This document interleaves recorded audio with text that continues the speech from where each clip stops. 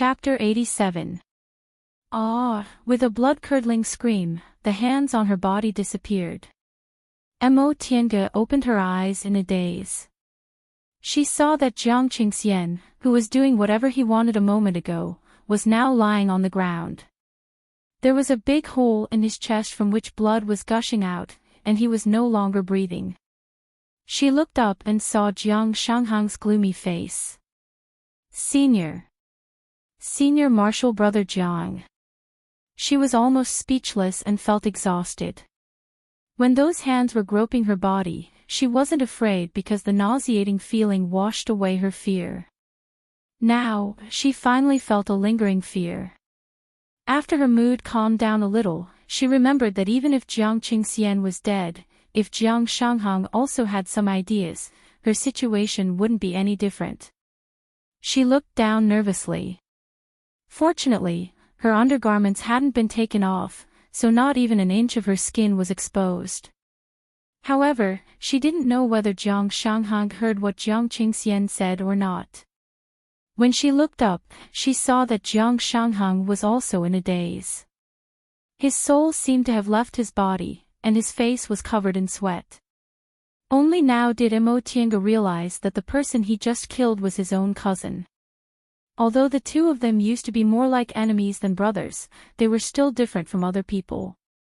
His mind must be in a mess right now, right? With this thought in mind, she tentatively called out, "Senior Marshal Brother Jiang." Jiang Shanghang suddenly woke up. He wiped the sweat on his forehead and looked at her. Soon after, he walked over and pulled off the dragon trapping rope on her body. Jiang Qingxian was already dead, so the dragon trapping rope was easily pulled off. He said, "Get up." Mo Tiange heaved a sigh of relief upon hearing what he said. Jiang Shanghang's behavior was normal. Apparently, he arrived later and didn't hear what Jiang Qingxian said. She stood up, turned around, and tied up her clothes. She then turned around and cupped her hands. "Thank you, Senior Marshal Brother Jiang, for saving my life." The way she addressed him now carried a hint of gratitude. No matter what Jiang Shanghang was like in the past, it was a fact that he saved her today. Jiang Shanghang's expression had already returned to his former self. He answered indifferently, "No need to thank me. You saved me once, so I'm just paying you back." Mo Tiange was stunned. Did he say, "What happened 3 years ago"? That should be it. The two of them only crossed paths once. 3 years ago, when Senior Marshal Brother Jiang was beaten up by Jiang Qingxian, she happened to see it, so she secretly brought him back. Later on, she even resented him for not knowing what was good for him. But as it turned out, Senior Marshal Brother Jiang wasn't that indifferent and heartless. Although he acted like he didn't care, he still remembered 3 years later. Mo Tiange couldn't help but think that in the cultivation world, people didn't necessarily have to be selfish to the end. When considering things for themselves, helping others out a bit more might be the same as planting good karma for themselves. In the cycle of karma, there were not only evil consequences, but also good ones. With this thought in mind, she no longer felt uncomfortable as she looked at Jiang Shanghang, who was still covered in a gloomy and cold aura. Honestly speaking, Jiang Shanghang simply didn't like being with them. His words were pleasant to hear, and his attitude was cold, but there wasn't anything bad about him. But, how did he know that he was in danger, and how did he come so timely? Mo Tiange stared at the corpse on the ground. Jiang Shanghang had already lowered his body to search Jiang Qingxian's corpse. She couldn't help but ask, "Senior Brother Jiang, how did you know I was in danger?" Jiang Shanghang didn't raise his head and only said, "I know that person." "Ha! The person who told you to come. That's Senior Brother Wu." Mo Tiange finally understood. Jiang Shanghang had always been cultivating inside the house, so when that Senior Brother Wu came to look for her, he knew that person was Jiang Qingxian's attendant. What Marshal Uncle Zhou wanted to see her and so on were all lies. When she realized this, Mo Tiange finally realized how lucky she was. If it wasn't because Jiang Shanghang happened to be inside the house and overheard their conversation, she really would've. Then what about that person now? Jiang Qingxian told him to watch over her. Killed him, Jiang Shanghang said faintly. Mo Tiange was once again stunned. This senior brother Jiang was also very cruel and merciless. When he needed to kill someone, he didn't show any mercy. But now, she had a different impression of Jiang Shanghang. She actually thought this was a good thing. In the cultivation world, when it was time to be cruel, one couldn't show any mercy. Otherwise, one wouldn't be able to survive. At this moment, Jiang Shanghang had already found 2 Qianquan bags. He threw the one she had taken back to her and asked, "Is this yours?" Mo Tiange took it. "Yes, thank you." After he finished searching, Jiang Shanghang stood up and said with a frown, "Junior. Martial brother Yi, you disguised yourself as a man and entered Yunwu's sect. What's your purpose?" His tone was still cold and gloomy, but Mo Tiange didn't feel uncomfortable listening to it. Maybe it was because her opinion of him had changed, or maybe it was because he wasn't questioning her. Mo Tiange smiled bitterly and answered, "If I said I didn't have a purpose, would senior brother Jiang believe me?" Jiang Shanghang said, "It doesn't matter whether I believe you or not. In any case, I'm not interested in your business. It's just that both of us can't escape responsibility for today's matter." Speaking of this, Mo Tiange naturally knew. When she was fighting against Jiang Qingxian, she already thought about this problem. If she killed Jiang Qingxian, she couldn't stay on Mount Yunwu any longer. She had to escape quickly to avoid being caught by Jiang clan's people. Moreover, Jiang clan had 2 core formation cultivators, so it was really. She heaved a sigh and said, "This matter. I implicated senior martial brother. I'm truly sorry." Upon hearing what she said, Jiang Shanghang finally revealed a trace of disappointment on his face. However, he still said resolutely, "Since I'm willing to make a move, I naturally don't care. I've long wanted to leave this Jiang clan." "You want to leave Jiang clan?" Mo Tiange was surprised. Even if Jiang Shanghang wasn't valued by Jiang clan, in the end, he was still under a big tree. He still hadn't built his foundation, so if he left Jiang clan, it would be inconvenient for him in the future. Jiang Shanghang sneered. "The last time I went home, I found out that my grandmother, the only one left alive, had already passed away. My grandmother was only a mortal and had a minor illness. They only needed to casually make a move to solve it, but they didn't care. What reason do I have to stay?" Perhaps the 2 of them were in the same boat now, so he blurted out these words. However, right after he finished speaking, he seemed to be somewhat regretful and immediately said, "Enough with the nonsense. Now that things have come to this, we better leave quickly. If we delay and someone finds out, we'll lose our lives." Mo Tiange nodded. "Senior martial brother Jiang, I won't be polite with you anymore. I definitely won't be able to wash my hands clean of this matter. That surnamed Wu came to look for me, so someone will definitely know. At that time, their deaths will definitely be traced back to me. However, it'll be easy for you to escape." Jiang Shanghang said, "I don't dare to rely on luck. I'll take this opportunity to leave. If they all go after you, it'll be easy for me to escape." Mo Tiange also understood this principle. If the 2 of them committed a crime and Jiang Shanghang was in the dark, it would be easier for him to conceal it. Mo Tiange didn't feel unhappy. After all, the cause was herself, so she immediately nodded. "I know." After the 2 of them reached an agreement, Jiang Shanghang lowered his head to size up Jiang Qingxian's corpse. Soon after, he used the quicksand technique to dispose of Jiang Qingxian's corpse.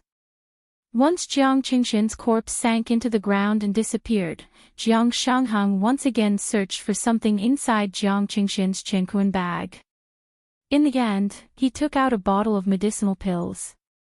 When he poured them out and saw that there were actually 4 or 5 pills inside, his expression immediately darkened. Mo Tiange was confused. "Senior Marshal Brother Jiang, what's wrong?" Jiang Shanghang tossed the medicinal pills back, but he hesitated for a moment. In the end, he poured out 2 pills and handed them to her. "These are Jiang Clan's foundation refining pills. Take one when you build your foundation. It can increase your chances of building your foundation." Mo Tiange raised her eyebrows in astonishment as she stared at the medicinal pill in her hand.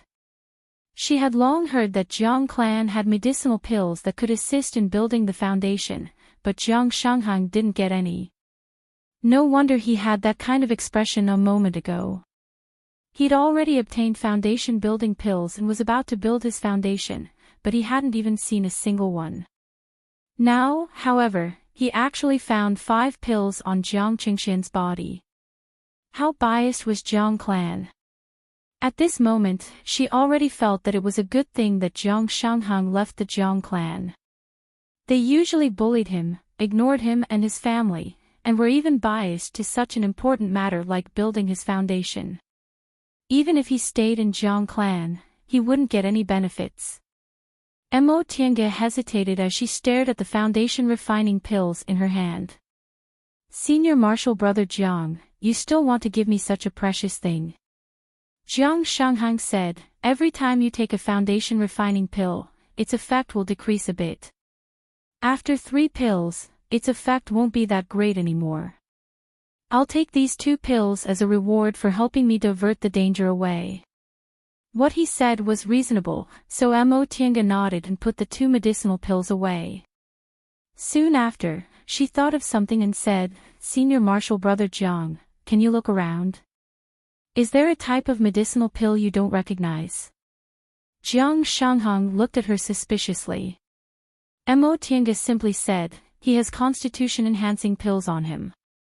Jiang Shanghang's eyes widened in shock. He obviously knew what constitution-enhancing pills were. He asked her, "How did you know?" Mo Tiange smiled bitterly. "I offended him because of this." She didn't explain in detail. Even if Jiang Shanghang saved her life, it was better not to mention that she had the pill recipe for constitution-enhancing pills. Jiang Shanghang also didn't ask any more. After searching for a while, he indeed found a jade bottle inside Jiang Qingshan's Qianquan bag. He opened the bottle and saw 2 white medicinal pills with a strong medicinal fragrance. "Seems like it's these," Mo Tiange said happily. These 2 medicinal pills were exactly the same as the ones recorded in the jade slip. When she saw the pill Jiang Shanghang handed her, she waved her hand. "Senior Marshal Brother Jiang, you don't need to give it to me. Just take it as me repaying Senior Marshal Brother Jiang's kindness." Since she already had the pill recipe for constitution-enhancing pills, why should she fight with Jiang Shanghang over these 2 pills? In any case, he saved her life and gave her 2 foundation refining pills. She wasn't someone who couldn't tell good from bad.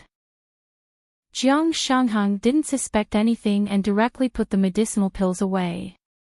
Constitution-enhancing pills were indeed rare, but they could only show their value after taking a lot of other medicinal pills for a long time.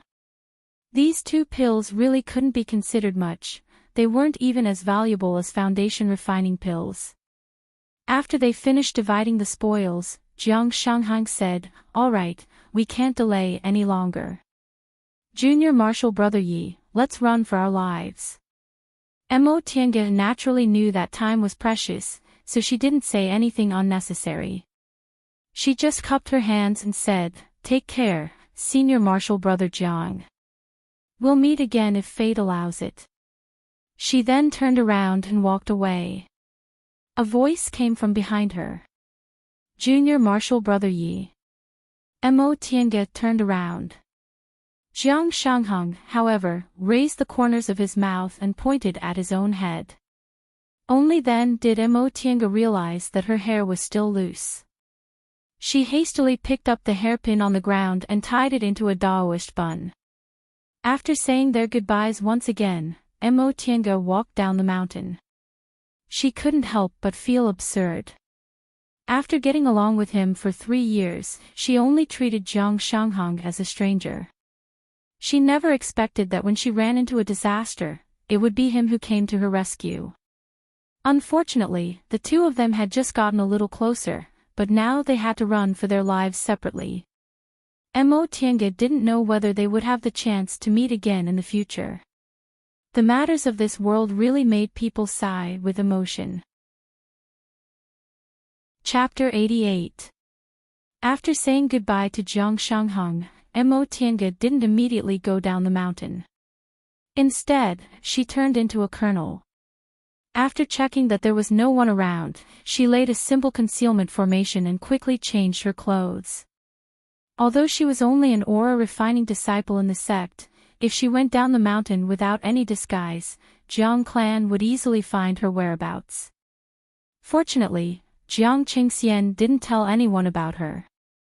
As long as she changed her clothes, presumably, no one would suspect her afterward. She changed into women's clothes and tied her hair into a simple bun. After confirming there were no problems, she swaggered away. Yunmu's sect had many disciples, and there were disciples coming and going every day. Sure enough, she wasn't noticed on the way down the mountain and smoothly reached the market square at the foot of the mountain. After making many turns, she returned to the small courtyard and pushed the door open. Second uncle. Yi Jiang, who was still meditating in the corner, was startled by her. You. Xiaotian. Why did you change back into women's clothes?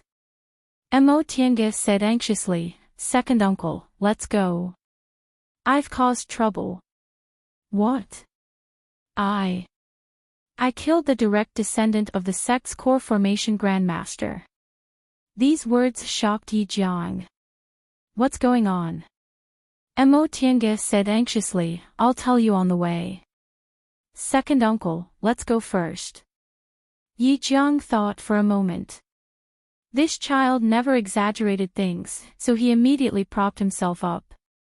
Okay. Quickly take the things you need to take with you. We'll go now. The uncle and nephew pair moved very fast. In less than a quarter of an hour, they had packed all the things they needed to take with them. After walking out of the market square on Mount Yunwu, Yi Jiang took out a horsetail whisk magic tool and the two of them rode it to leave Mount Yunwu. Second uncle, can you hold on?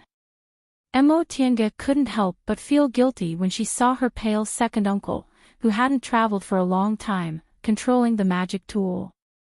Second uncle didn't have much time left, but he was forced to flee because of her. If there was an accident on the way, Yi Jiang shook his head with a calm expression. It's nothing. It won't consume much spiritual aura to travel. Tell me what happened first. Mo Tiange told him everything that happened today. When she finished, she asked, Second uncle, can we escape? As he listened to her story, Yi Jiang's expression was solemn. At this time, he didn't speak for a long time. In the end, he only sighed and said, Do you know what you did wrong now? Mo Tiange lowered her head. I was too arrogant. I didn't take other people seriously. Yi Jiang said, It's good that you understand. A fall into the pit, a gain in your wit. Don't do it again in the future. A few days ago, you said that you met an old friend. Why didn't you tell me that you revealed your secret? Ashamed, Mo Tiange said, I forgot. This answer caused Yi Jiang to frown slightly.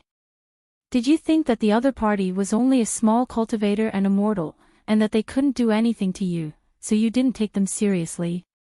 Mo Tiange hesitated for a moment before she nodded. And, Tianqiao.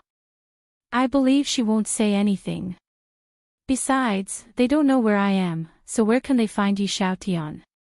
Nonsense. Yi Jiang reprimanded her sternly. You have to remember that a secret can only be called a secret if it's not spoken. There's a saying among mortals, walls have ears, and there's another saying, a freak combination of factors, there's nothing certain in this world. What you thought was indeed correct. Under normal circumstances, even if the two of them had bad intentions, they still couldn't do anything to you. However, you also didn't expect that this secret would be discovered by someone who knew who Yi Xiaotian was, did you? Mo Tiange silently received his scolding.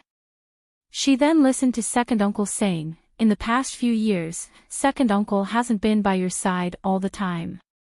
I didn't expect that I'd actually let you develop such an arrogant temper. You're a bit smart, but how many cultivators aren't smart? Do you think you're amazing just because you fought a few battles and can defeat most cultivators in the same realm as you?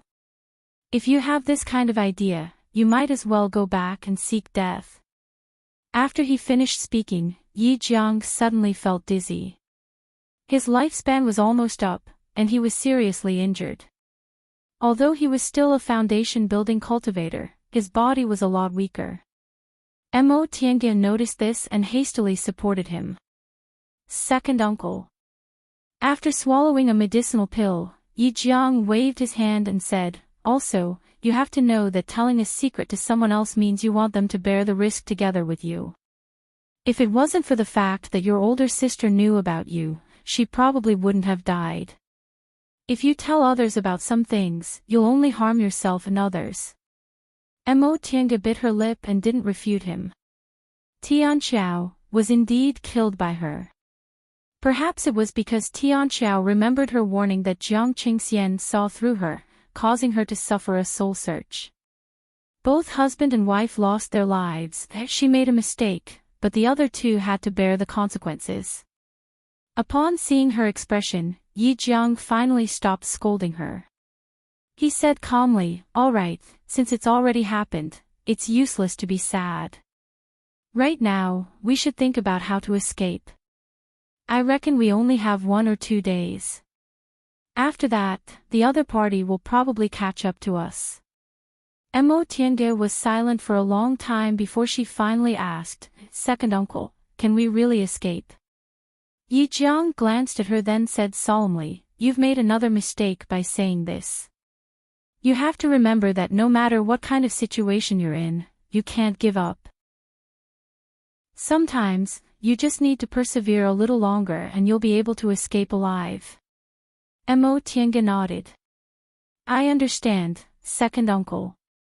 Seeing that she was obedient, Yi Jiang sighed faintly and said slowly, Xiaotian, this might be the last time. Second uncle won't be able to protect you anymore. You have to grow up to be able to protect yourself, understand? His tone was very helpless, making Mo Tiange feel a lump in her throat. Second uncle, Yi Jiang just patted her head like he did when she was a child. In the end, the two of them stopped in a small town at the foot of a mountain in the north.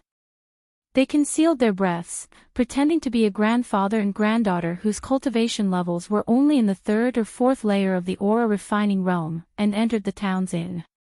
If the other party's core formation cultivators personally attack us, we won't be able to escape no matter what. It'd be better to hide in the crowd, Yi Jiang said. Mo Tiange didn't have any objections. The older the ginger, the spicier it was. Second uncle's way of handling things was more appropriate than hers. Besides, second uncle's current body really wasn't suitable for long journeys. After staying in this small town for 2 days, Mo Tiange indeed noticed that there were a lot of foundation-building cultivators flying in the sky. This place was very close to Mount Yunwu, so those were probably Yunwu Mountain's foundation-building disciples who came because of her. She felt apprehensive. If they found her, second uncle's strength would be damaged, and she hadn't built her foundation yet, so she practically wouldn't have any room to resist. Xiaotian. Ha! Mo Tiange turned around and looked at second uncle, who was meditating on the bed. Yi Jiang looked at her leaning against the window and said faintly, "It's useless to look. Sit down and cultivate." But she really couldn't calm down. Yi Jiang stared deeply at her then sighed. His sigh made Mo Tiange feel ashamed. It seemed she was too disappointing and let second uncle down. Yi Jiang stared at her for a long time before he finally said, "Come here. Second uncle wants to talk to you about something." Mo Tiange obediently walked over, sat on the stool in front of the bed and said softly, "Second uncle, tell me. Xiao Tian, do you remember what happened 10 years ago?" Mo Tiange nodded lightly. 10 years ago was the year she came to Kunwu. Yi Jingwen, a foundation-building disciple of Xianqing school, took her to Kunwu from the secular world and handed her over to second uncle. From then on, she officially embarked on the path of cultivation. Then, do you remember Xianqing school? Mo Tiange nodded again, but she was puzzled. Second uncle, why did you mention Xianqing school? Didn't we come to East Kunwu to avoid them? Yi Jiang shook his head and sighed. Times have changed. I've been thinking about it these past 2 days. You should go to Xianqing school. Mo Tiange was shocked. Second uncle. Yi Jiang chuckled softly. His expression was calm as if he'd already made up his mind. Xianqing School is the second biggest cultivation group in the Celestial Pole. It's very powerful in West Kunwu. If you go to Xianqing School, you can at least cultivate in peace. Second uncle. Mo Tiange said anxiously, didn't you say they harbored evil intentions towards me? Now that we've been on the run for 10 years, why? Yi Jiang smiled bitterly and said, yes, I eavesdropped on the conversation between Yi Jingwen and Jing Xian. Master Daoist Shoujing wanted you to join Xianqing school because he seemed to think highly of your constitution. I didn't dare to take risks, so I took you away from Mount Dongmeng that day. But I've been thinking about it these past few days. Your father said Master Daoist Shoujing made a heart demon oath to him, so he handed you over to him. Now that your life is in danger and second uncle is about to pass away, no one is more suitable to be your backer than him. Mo Tiange paused for a while then said in a low voice, second uncle, didn't you say? Although he made a heart demon oath, if he only ordered me to perform dual cultivation with someone, it wouldn't be considered a violation of the oath. That's true, but if you don't agree, even if you die, he probably won't harm your life. I originally didn't have the heart to let you suffer in Xianqing school, so I thought I still had 100 years to live. But now that I've provoked this disaster and second uncle's lifespan is almost up. Second uncle. Yi Jiang stared at her and continued to speak. Second uncle won't feel at ease letting you face a group of people who want to kill you by yourself, so let's take a gamble. Upon seeing second uncle's resolute expression, Mo Tiange knew he had made up his mind this time. However, she herself couldn't make up her mind. Go to Xianqing school. She accidentally divulged her secret twice, and both times brought disaster upon her. How could she feel at ease living under the nose of someone who knew her secret? No, second uncle. In the future, I'll go to West Kunwu. Yunwu sect isn't a big cultivation group, so as long as I go to West Kunwu, nothing will happen, but what if your secret is divulged again? Can you escape every single time? There won't be a future, she practically shouted. Yi Jiang just shook his head resolutely. You can't guarantee that. Second uncle, Yi Jiang showed a faint smile and looked at her tenderly. Tiange, this is the first time you've worn women's clothes since you started following second uncle. These past few days, second uncle has been thinking about how adorable you were when I first saw you 10 years ago. I don't, yes, you don't really want to be a woman, but second uncle hopes you can have this opportunity to become a real woman, not Yi Xiaotian, but Mo Tiange. He smiled again. Besides, did you know? Second uncle has been paying special attention. In the past few years, no one from Xianqing school came to catch us, which means, perhaps Master Daoist Shoujing is trustworthy. Facing second uncle's aged face, Mo Tiange was silent.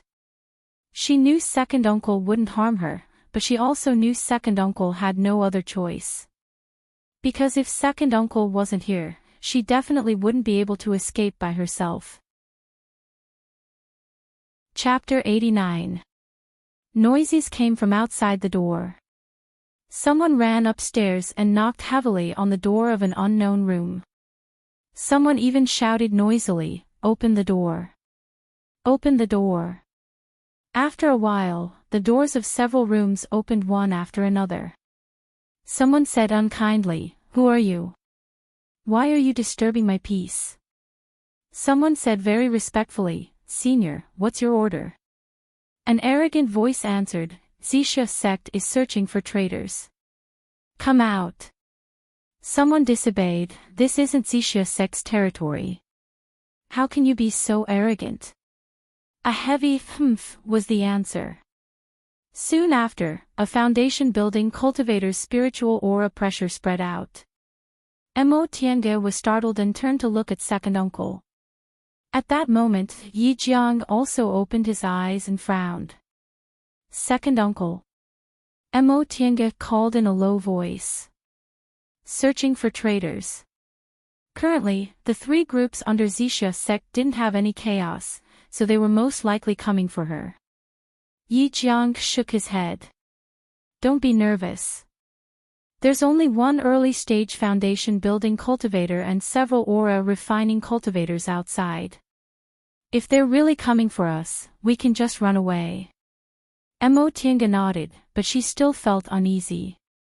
Although she dressed as a woman and second uncle rarely appeared in front of people, it wouldn't be difficult to recognize her if they were really sent by Yunwu's sect to catch her. "Open the door.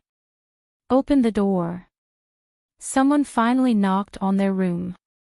Under second uncle's signal, Mo Tiange pretended to be annoyed at being disturbed and went to open the door.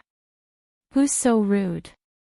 As soon as she opened the door, she saw a Yunwu sect disciple dressed in black.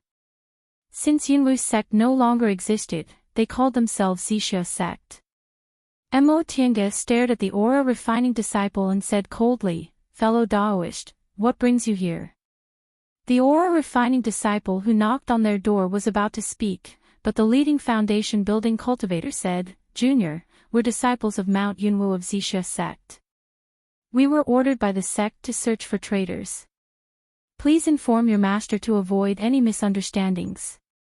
This person spoke politely, but his tone was arrogant. Obviously, he didn't search them by force because there was a foundation building cultivator here. When Mo Tiange saw him, she pretended to be respectful and cupped her hands before returning to her room to report to her elders. Who would have thought that as soon as she returned to the room, second uncle's eyes would flash? He immediately pulled her hand and broke the window. "Second uncle." Mo Tiange was shocked. Right after they moved, those Yunwu sect disciples rushed over. When the foundation building cultivator saw the two of them clearly, he immediately let out a humph and used his flying magic tool to chase after them.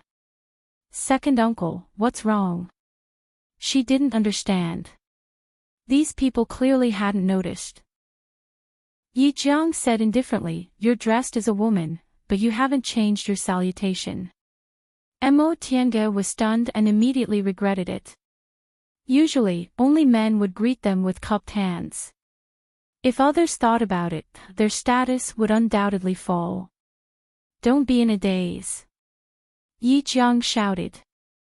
Carrying Mo Tiange, he steered his flying magic tool towards the west. The foundation building cultivator chased after them for a while, but couldn't catch up to them. He stopped in annoyance, took out several summoning talismans, and sent them out before catching up again. With one chasing and the other fleeing, they flew out of the small town in an instant. Yi Jiang clenched his teeth, swallowed a small reversion pill, and flew away at full speed. Mo Tiange looked at him nervously, then looked behind her. Although second uncle was in the middle stage of the foundation building realm and his cultivation level was slightly higher, he was still injured and on the verge of passing away, so his cultivation level was reduced. Compared to this early stage foundation building cultivator, he didn't have much of an advantage. Moreover, his flying magic tool didn't rely on speed to win. An hour later, Mo Tiange nervously discovered that the distance between them was gradually closing. Yi Jiang exerted his strength again, but he felt a pain in his chest and his whole body went numb. He took a deep breath and swallowed another medicinal pill. Second uncle, you, don't talk. Yi Jiang stuffed a talisman into her hands. This is a mountain stabilizing talisman. When the fight starts, put it on your body and hide. Mo Tiange grasped the talisman in her hand. She understood that second uncle planned to fight head-on. If they continued to chase like this, they would be caught sooner or later. It would be better to kill them directly and hide their tracks again. She clenched her fists. She couldn't tell how much she hated herself in her heart. She finally realized that compared to second uncle, she was too inferior. Without strength, what use was a little cleverness? She was still too far away from true wisdom. Right now, she couldn't do anything but let second uncle fight with his life on the line while he was injured. 2 flight lights flashed by. The one in front finally landed while the one behind stopped for a moment before following it. Yi Jiang stopped in an open space in the forest. He pushed Mo Tiange behind a rock and coldly stared at the cultivator who followed him. This cultivator looked to be in his 30s and had an arrogant expression on his face. Apparently, he was a proud figure in his cultivation group. Once he landed, he raised his chin and said, "Are you that Yi Xiaotian's elder?" Yi Jiang didn't answer. He just waved his hand and took out a palm-sized jade plate. Upon seeing his reaction, the cultivator's expression changed. He snorted coldly and said, "Your Excellency, do you want to become enemies with Xixia sect?" Yi Jiang said, "Your Excellency was ordered to capture someone, so I definitely won't let a junior be captured. What else is there to say?" Yi Jiang's unyielding attitude made the cultivator very unhappy. He sneered and said, "Your Excellency, do you know who Yi Xiaotian offended? You're just a foundation-building cultivator, and you're already so old. Could it be that you want to risk your life against a core formation senior?" Yi Jiang said faintly, "Enough nonsense. If you want to stop us, just go ahead and attack." Right after he finished speaking, his hand trembled and the jade plate flew into the air. At the same time, he fumbled in his chinquan bag and a thin flying knife quietly flew out. The jade plate immediately swelled up. Yi Jiang cast several spiritual arts on it. The jade plate started to spin at lightning speed and immediately emitted a formidable spiritual aura pressure. Seeing that Yi Jiang attacked without any hesitation and that he used several techniques seamlessly, the cultivator immediately realized that his opponent was very experienced in fights of magical power. Individual cultivators were either poor and couldn't withstand a single blow, or their techniques were swift and fierce, far surpassing their peers. The person in front of him was obviously the latter. Once this thought crossed his mind, the cultivator immediately became flustered. Yi Jiang certainly wouldn't show any mercy. He cast the last spiritual art. That jade plate, which had already swelled up to the size of a mat and was glistening, flew towards the cultivator with a loud boom. The cultivator hastily dodged, but he was only able to dodge the attack by a powerful spiritual aura pressure. Immediately, he felt a great pain in his lungs. Yi Jiang's attack was successful, but he wasn't much better off. His complexion became even paler, and his old face gradually turned ashen. He suddenly spat out a mouthful of blood. Second uncle. Mo Tiange hastily stepped forward to support his tottering body. Taking advantage of this opportunity, the cultivator regained his composure. A murderous intent flashed across his face, and his flying sword flew towards the two of them. Yi Jiang opened his eyes and used the last of his strength to push Mo Tiange away. The jade plate returned to his hand to block the attack. The two spiritual auras tangled together and started fighting against each other. Blood continuously flowed from the corners of his mouth. Yi Jiang looked at his ferocious opponent and resisted with difficulty. At that moment, Mo Tiange couldn't afford to hide anymore. She took out all the talismans she had and threw them at the cultivator. But it was useless. The other party only propped up a protective cover. All of her attacks were useless. This was the difference between the aura refining realm and the foundation building realm. She couldn't help him at all. Puff! He spat out another mouthful of blood. The jade plate made a crisp sound and broke into pieces along with the opponent's flying sword. The fragments of the jade plate and the flying sword tumbled down. At the same time, Yi Jiang was also exhausted. Seeing this, the opponent took out another flying sword and was about to kill him. However, just as he was about to release the flying sword, he lowered his head in disbelief and looked at his chest. Just now, when he wasn't paying attention, a flying knife entered his chest and took his life. The two of them fell to the ground at the same time. Second uncle. Mo Tiange rushed forward, took out some healing medicinal pills in a panic and fed them to him. Yi Jiang swallowed the medicinal pills with difficulty, but he spat out another mouthful of blood. Second uncle, hold on a little longer.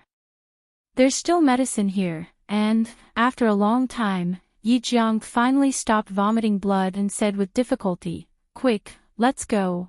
Mo Tiange nodded with tears streaming down her face. She cleaned up the scene and temporarily covered up the traces of the fight. She then helped second uncle up and staggered down the mountain. Several hours later, Mo Tiange and second uncle arrived at the small village at the foot of the mountain. There were many mortals living in this small village. Mo Tiange didn't dare to disturb them and just quietly settled down in a dilapidated house outside the village. Second uncle, second uncle. Yi Jiang finally woke up. He opened his eyes with difficulty, took out a jade tablet from his chinquan bag, and gave it to her. Mo Tiange took it in a daze. This. Yi Jiang's breathing was weak. Crush it. This was a 10,000-mile sound-transmitting talisman. Mo Tiange hesitated for a moment, but in the end, she still crushed the jade tablet according to second uncle's instructions. Once the jade tablet was crushed, a bright light burst out from inside. It lasted for a long time before it was extinguished. In a daze, Mo Tiange felt that the aura inside this jade tablet seemed very familiar. Seeing that she crushed the jade tablet, Yi Jiang heaved a sigh of relief. With her help, he sat up and swallowed a medicinal pill to heal his injuries. At the same time, in the sky above Mount Yunwu, many foundation-building cultivators were flying here and there. After another hour, Yi Jiang finally opened his eyes. Second uncle. Mo Tiange was pleasantly surprised. Second uncle, are you all right? Yi Jiang shook his head gently. His breath was still weak. Xiao Tian. Second uncle, I can't hold on anymore. Mo Tiange was dumbfounded. Can't hold on anymore. Does that mean? Yi Jiang leaned against the wall, panting weakly. It's useless. The medicinal pills are useless. Second uncle used his spiritual aura by force just now and aggravated his injuries. Second uncle. Tears fell uncontrollably from her eyes. She murmured, Second uncle, I'm sorry. It's all because I'm too stupid. Yi Jiang smiled and held her hand. Children always make mistakes. Second uncle is very happy to be able to watch you grow up. He looked up at the sky outside and sighed. I just hope it's not too late. Mo Tiange didn't feel any less guilty. If it weren't for her, second uncle wouldn't have had to flee West Kanwu. If it weren't for her, second uncle wouldn't have been seriously injured by the lightning beast. If it weren't for her, second uncle wouldn't have had to force himself to fight. It's all because of that hateful constitution. If I knew this would happen, what harm would there have been in going to Xianqing school? Second uncle might have had a chance to form his gold core, and Tianqiao wouldn't have been implicated by me. Compared to the life and death of my family, what was losing the freedom to marry? As time passed, the cultivators finally found traces of a fight in the forest that had been covered up. With this as the center, they began to search step by step. At this moment, a flight light with an astonishing momentum appeared in the sky above Mount Yunwu. It was 100 times stronger than a foundation building cultivators, and it was flying towards the west. Chapter 90. Mo Tiange was in a daze. Second uncle had been unconscious several times, and his condition was getting worse and worse. She knew second uncle was already injured and his lifespan was almost up. This time, he forced himself to fight and his injuries broke out, so his lifespan was almost depleted. She stared at second uncle who was in a coma, her mind blank. She even thought about letting them catch her. Tianqiao died because of her, and second uncle was about to leave. What was the point of her staying? In the past 20 years, the people she cared about all left her. Father, mother, Tianqiao, second uncle. What was left of her? She was all alone. So what if she became an immortal? She'd rather be a mortal forever. Xiao Tian. Yi Jiang said weakly. Mo Tiange jumped up and hurriedly leaned towards him. Second uncle, I'm here. Yi Jiang opened his eyes and mustered the last of his energy. Listen, if no one comes, you take out that psychic jade pendant and mention Xianqing School and Master Daoist Shoujing's names. Presumably, if Jiang clan wants to deal with you, they'll have to think. Mo Tiange nodded lightly. I understand. Yi Jiang closed his eyes again and murmured, Xianqing School is thousands of miles away from here. I wonder if there are any disciples nearby. Mo Tiange knew that the sound-transmitting talisman second uncle sent just now was given to second uncle along with her father's belongings when Yi Jingwen brought her to him. Second uncle originally kept it just in case, but he didn't expect it would actually come in handy. But she really didn't have any expectations. This place was thousands of miles away from Xianqing School. Even if Master Daoist Shoujing received the message and immediately called the nearby disciples to help, they might not be able to make it in time. After such a long time, those Yunwu sect cultivators probably already found the place where the fight took place. As for Master Daoist Shoujing, they originally left on their own.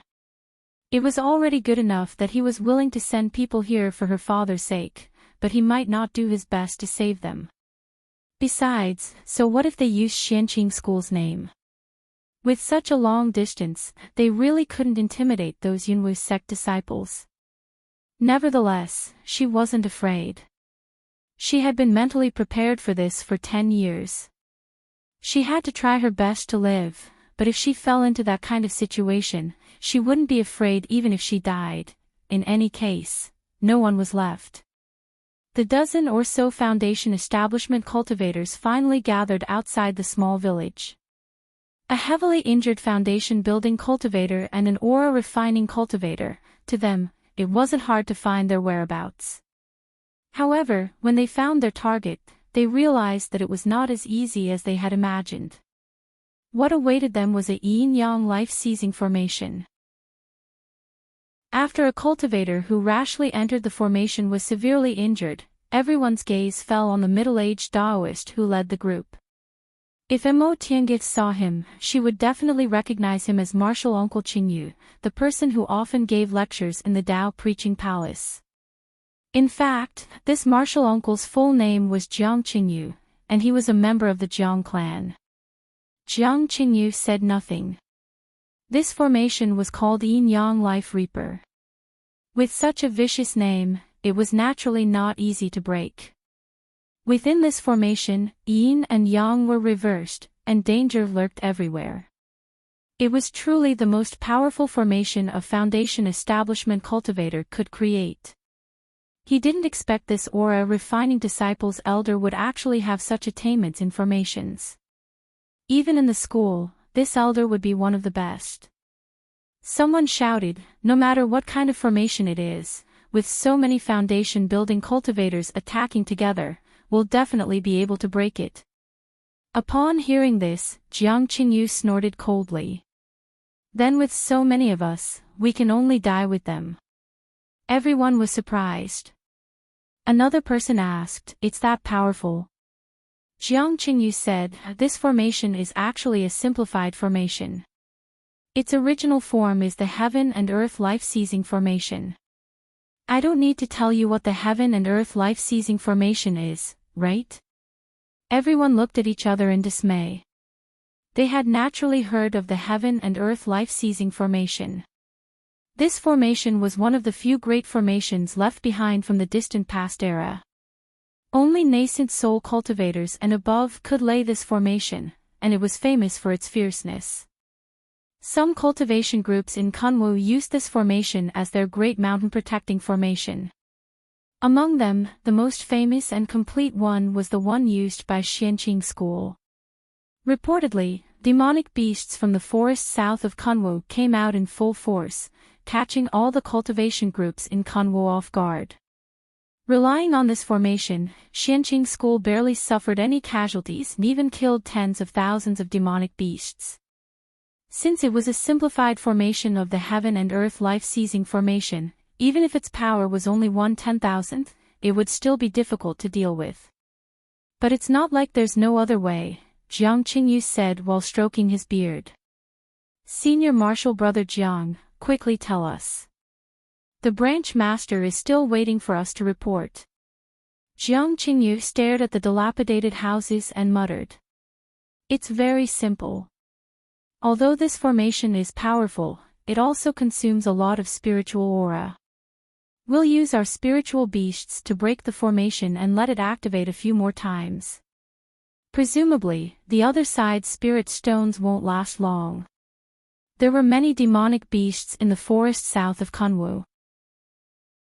Many foundation building cultivators like them raised spiritual beasts, but good spiritual beasts were hard to find and hard to raise. Because of this, everyone was very hesitant when they heard Jiang Qingyu's suggestion. Unexpectedly, no one responded. Jiang Qingyu could guess what everyone was thinking just by looking at their expressions. He said with a cold humph, since no one is willing, we'll just wait. We'll wait until they run out of spirit stones or until the branch master personally comes. Those two people will naturally be captured. Although everyone was hesitant for a moment, no one took out their spiritual beasts. Jiang Qingyu didn't say much and just looked for a place to sit and rest. In fact, not to mention others, he himself was also reluctant. In any case, those two people couldn't run away, so why should he sacrifice the spiritual beasts he raised painstakingly? Under Jiang Qingyu's lead, the cultivators from Zixia sect's Mount Yunwu branch found a place to sit and meditate, waiting for the yin-yang life-taking formation to run out of spirit stones. While they were waiting, someone approached Jiang Qingyu and asked, Senior Marshal Brother Jiang, who was that aura-refining disciple? He had such a powerful elder, but he still dared to kill Jiang clan's young master. His guts were too big. Jiang Qingyu opened his eyes and said lazily, the branch master also wants to know the answer to this question. Although his own disciple was also killed, that disciple really didn't live up to his expectations, so he didn't feel sorry for him at all. Seeing that he was so impatient, that person let out a hollow laugh and didn't say anything else. However, someone else took over the conversation. On the way, I met several aura-refining disciples who followed Junior Marshal Brother Wei to search. They said that Yi Xiaotian was actually a woman. What? His words attracted the attention of several people around him. Someone said, "So you're saying that she disguised herself as a man and sneaked into our Yunwu sect?" The person who spoke earlier coughed and reminded him, "Junior Marshal Brother Zhao, we're now in Mount Yunwu's branch." That person realized he made a slip of the tongue, so he hastily said, Right. She sneaked into our Mount Yunwu's branch. Could it be that she harbors malicious intentions? That's hard to say. Even if she harbors malicious intentions, what can an aura-refining disciple do? Besides, this Yi Xiaotian wasn't conspicuous in our Mount Yunwu's branch, right? Junior Marshal Brother Zhao said, "Conspicuous. She seems to be only 20 years old right now. She's already in the 10th layer of the aura-refining realm, and she even obtained a foundation-building pill. She's really not inferior to elite disciples." Be that as it may, the disciples who entered the sect through the Immortals' Assembly are already comparable to elite disciples, so they can't be considered outstanding. That's true. However, this aura-refining disciple has always been inconspicuous. Why did she suddenly kill young Master Jiang? Once this question was asked, several people became silent. Jiang Qingyu sneered. What else could it be? The aura-refining disciples around Yi Xiaotian can prove that it was my disappointing disciple who called her out. Moreover, the place where she was killed is a place where nobody comes or goes. Since this Yi Xiaotian is a woman, do I even need to say the reason? Everyone present was silent. Although they had some guesses, they didn't dare to say it out loud. Jiang Qingyu was a member of Jiang clan, a junior of the branch master, and an elder of the murdered young Master Jiang. He could say it out loud, but they couldn't. There was silence. Everyone no longer said anything. Those who were resting rested, and those who were meditating meditated. After a long time, Jiang Qingyu suddenly raised his head. The expressions of the other foundation-building cultivators also changed greatly. A flight light appeared on the horizon. Its momentum was so strong that it was definitely a core formation senior. They originally thought it was just a core formation senior passing by, but unexpectedly, the flight light gradually descended as if it was coming towards them. More than 10 foundation-building cultivators stood up one after another. They looked at each other with grave expressions. They were all thinking that this flight light was red, so it wasn't the branch master's flight light. Who else could it be? The answer was soon revealed. The flight light descended and a young man landed in front of them. Jiang Qingyu frowned even more.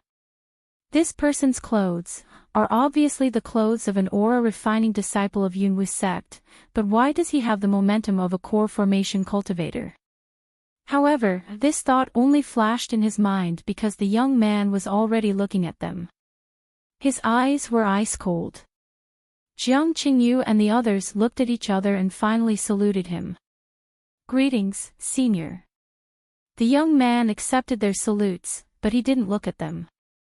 Instead, he stared at the formation outside the dilapidated house and muttered to himself, Yin-Yang life-taking formation. I really didn't expect to see it here. This Yi Jiang is worthy of being Yi Hai's twin brother. He really has some skills. As he spoke, someone among the foundation-building cultivators cried out in surprise. You're not that. The young man turned around and stared coldly at the person who spoke. Jiang Qingyu knew his fellow disciple had offended the core formation senior in front of him, so he hastily said, Senior, please forgive us. We're disciples of Mount Yunwu of Zixia sect. May I ask who you are? The young man snorted but didn't answer. He just stared at the person who spoke first. Marshal Uncle Su, it seems you've recognized me. Everyone shifted their gazes towards a cultivator in his 40s. Junior Marshal Brother Zhao asked in a low voice, Senior Marshal Brother Su, this senior is. Marshal Uncle Su looked at the young man not far from them. Seeing that he didn't intend to stop them, he answered in a low voice, "I once saw this senior and junior martial brother Luo's concocting room. But at that time, he was only an ordinary aura refining disciple." Everyone's expressions changed one after another. Judging from his aura, this senior was indeed a core formation cultivator. If what senior martial brother Su said was correct, then this person had disguised himself as an aura refining disciple and was hiding in Yunwu's sect. What could make a core formation cultivator plot against him? In the end, it was still Jiang Qingyu who stepped forward. He said respectfully, "Senior, may I know why you've come? What advice do you have for us?" "Advice?" The young man chuckled. He didn't bother being polite and said faintly, "I want the two people inside." Jiang Qingyu was startled. "Senior, there's a traitor of Mount Yunwu here, and the branch master personally gave the order." What? You don't want to?" The young man flicked his sleeve, causing a wave of spiritual aura pressure to rush towards them. How could they possibly withstand the spiritual aura pressure of a core formation cultivator? Some of them immediately took several steps back, their complexions turning pale. The young man said coldly, "I originally didn't need your consent, but I wanted to inform you. Since we've been fellow disciples for several years, I won't take your lives today." Scram! Chapter 91. Mo Tiange knew there were many foundation building cultivators guarding outside, but she was too lazy to care about them. Even if she did, what could she do? How could an aura refining disciple fight against so many foundation building cultivators? In any case, without reinforcements, she and second uncle would die sooner or later. A loud rumble came from outside. Mo Tiange regained her composure and took out her greenwood sword. She was determined to go to the underworld with uncle and nephew so that she wouldn't fall into their hands and suffer another round of torture. But when she swung her sword, her hands suddenly went numb. She couldn't hold the sword anymore and it fell to the ground. Then she heard a familiar voice. "What are you doing?" Mo Tiange looked up and was stunned. You, Qin Shi, who just stepped through the door, frowned slightly. "Do you want to commit suicide?" Mo Tiange stared at him in disbelief. Senior martial brother Qin. Qin Shi didn't say anything. He walked towards Yi Jiang, held his wrist, and injected his spiritual aura to examine his injury. His brows wrinkled. He then took out a jade box from his Qinkuan bag and opened it. Inside was a verdant spiritual plant. He plucked one of the leaves and stuffed it into Yi Jiang's mouth. Then he made a hand seal, sending a fiery light into Yi Jiang's body along with the leaf. His movements were very fast. It wasn't until he was done that Mo Tiange finally reacted. Senior martial brother Qin. Why are you here? What did you give second uncle to eat?" Qin Shi, who was still injecting spiritual aura into Yi Jiang, looked up and glanced at her. "Don't worry. This is a temporary way to prolong his life. Your second uncle's injuries are too serious, so I can only keep him awake for a while." Mo Tiange didn't know what to say. The current situation was completely beyond her expectations. She had a lot of questions in her mind, but she couldn't ask them. Moreover, she felt that Qin Shi seemed different from before. It was as if she was very small in front of him. "That means, senior martial brother Qin, did you succeed in building your foundation?" Qin Shi didn't answer. He was still concentrating on injecting spiritual aura into Yi Jiang. Judging from his behavior, it didn't seem like he wanted to harm second uncle. Mo Tiange thought about it and rushed to the door, only to see that there was no one there. She was very surprised. Even if he succeeded in building his foundation, how could he fight against more than a dozen foundation building cultivators? Moreover, how did he get here? Mo Tiange felt her mind was in a mess. What's going on? Before he could ask, Yi Jiang groaned and seemed to have woken up. Upon seeing this, Mo Tiange hastily rushed back. Second uncle. Yi Jiang opened his eyes with difficulty. When he saw the scene in front of him, he finally fixed his gaze on Qin Shi. Qin Shi said gently, my surname is Qin. Yi Jiang was startled. In an instant, his eyes were filled with ecstasy. You are, Qin Shi showed a faint smile and said, I'm from Qin clan. I just happened to receive the news and rushed over. Upon hearing Qin Shi's confirmation, Yi Jiang actually calmed down. He closed his eyes, gasped for breath, and grabbed Qin Shi's hand. Finally made it, Qin Shi raised his hand to stop him. Don't get excited. I can't cure your injury. Right now, I can only give you the final radiance of a setting sun. If there's anything you want to say, please tell me as soon as possible. These words caused Yi Jiang's eyes to dim for a moment, but he quickly revealed a smile. He already knew he wouldn't be able to live. This time, Xiaotian could be saved. Second uncle. Although she knew second uncle didn't have long to live, watching him die still made her heart feel like it was being cut by a knife. Mo Tiange raised her head, stared at Qin Shi, and said anxiously, Senior Marshal Brother Qin, you have a way, don't you?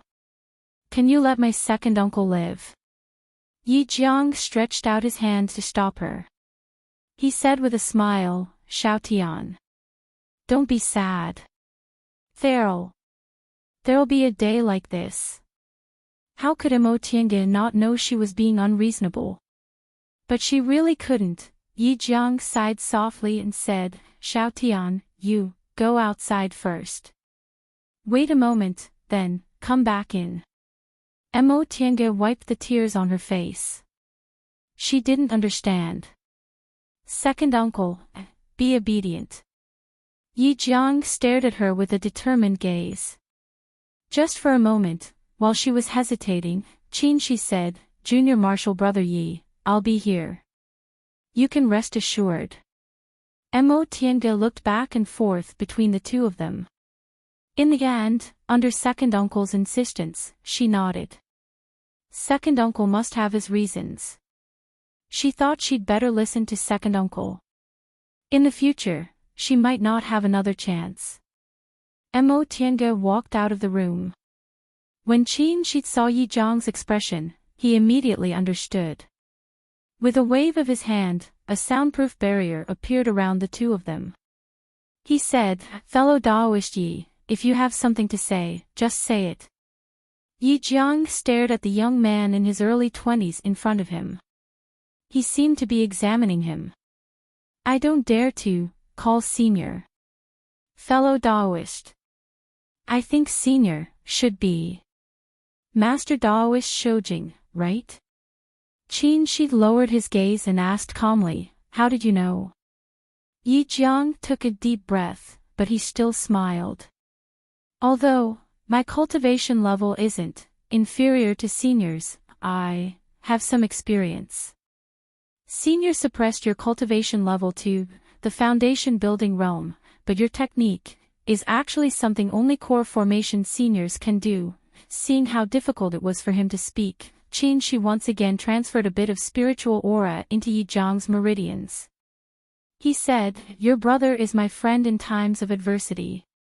Since you're his younger brother, you don't need to call me senior. Upon hearing this, Yi Jiang slightly relaxed, but he still didn't change the way he addressed Qin Shi. So, senior doesn't mind what happened in the past. Qin Shi just smiled. I can understand what you're thinking. Besides, why would I bicker with juniors over such trivial matters? Yi Jiang finally felt relieved after receiving confirmation. He closed his eyes and gasped for breath for a while.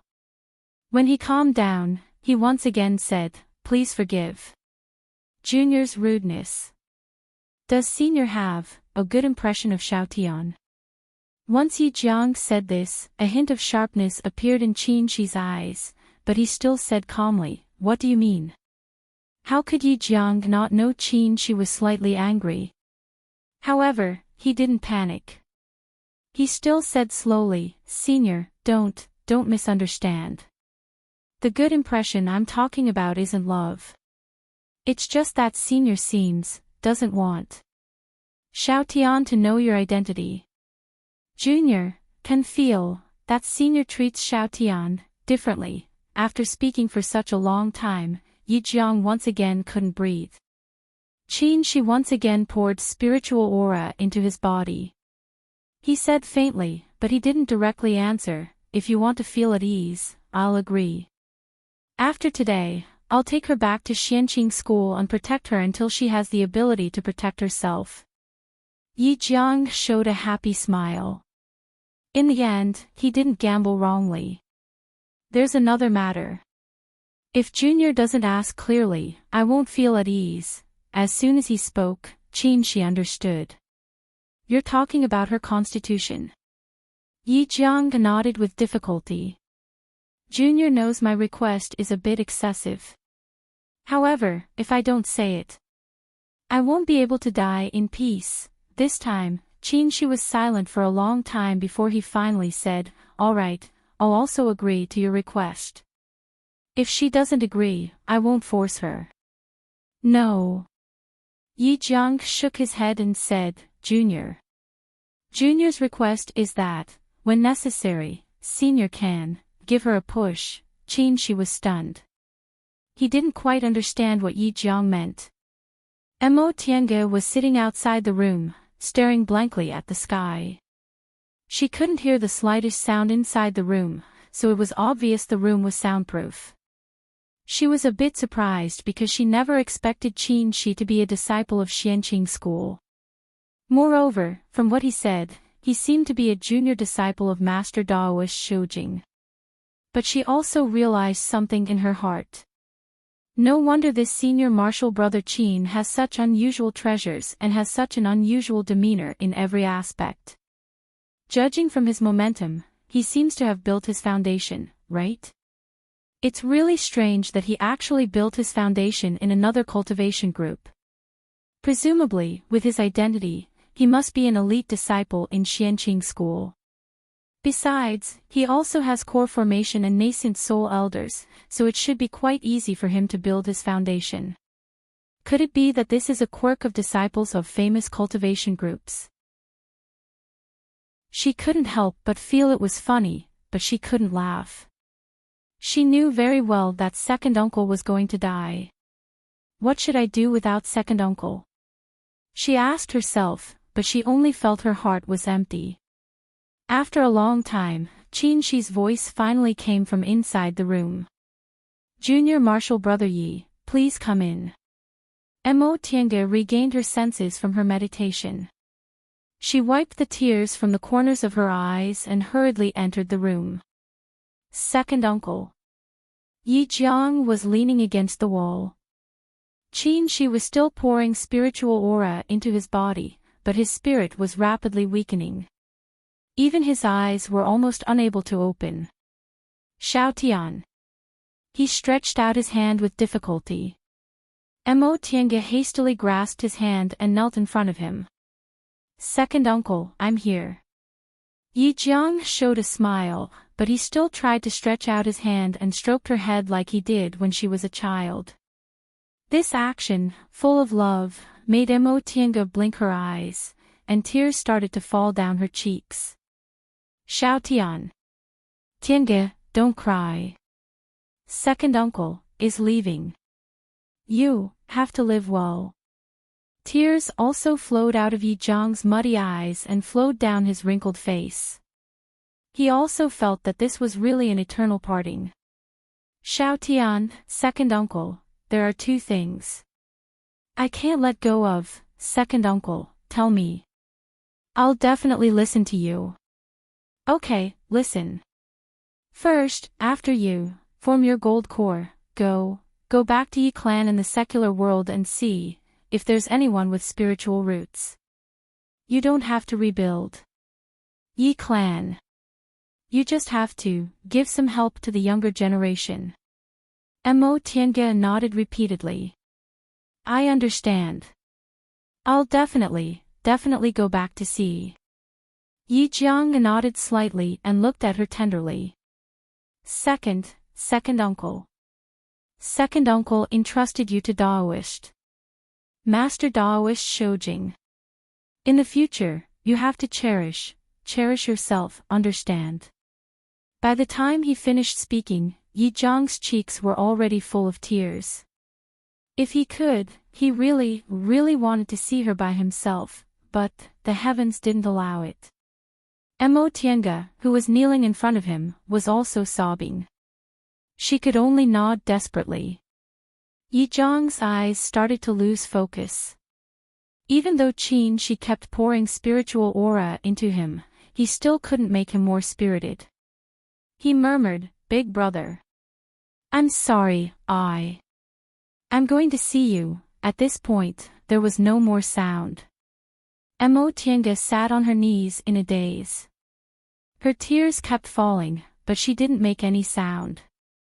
She vaguely felt as if she had returned to 13 years ago, to the day her mother passed away. That kind of inconsolable grief of losing her forever made her unable to say a single word. When her mother died, she once felt the sky was going to collapse. But later, the heavens gave her a second uncle. Second uncle loved her, spoiled her, and also strictly disciplined her. Although she only called him second uncle, in her heart, she respected him as if he was her father.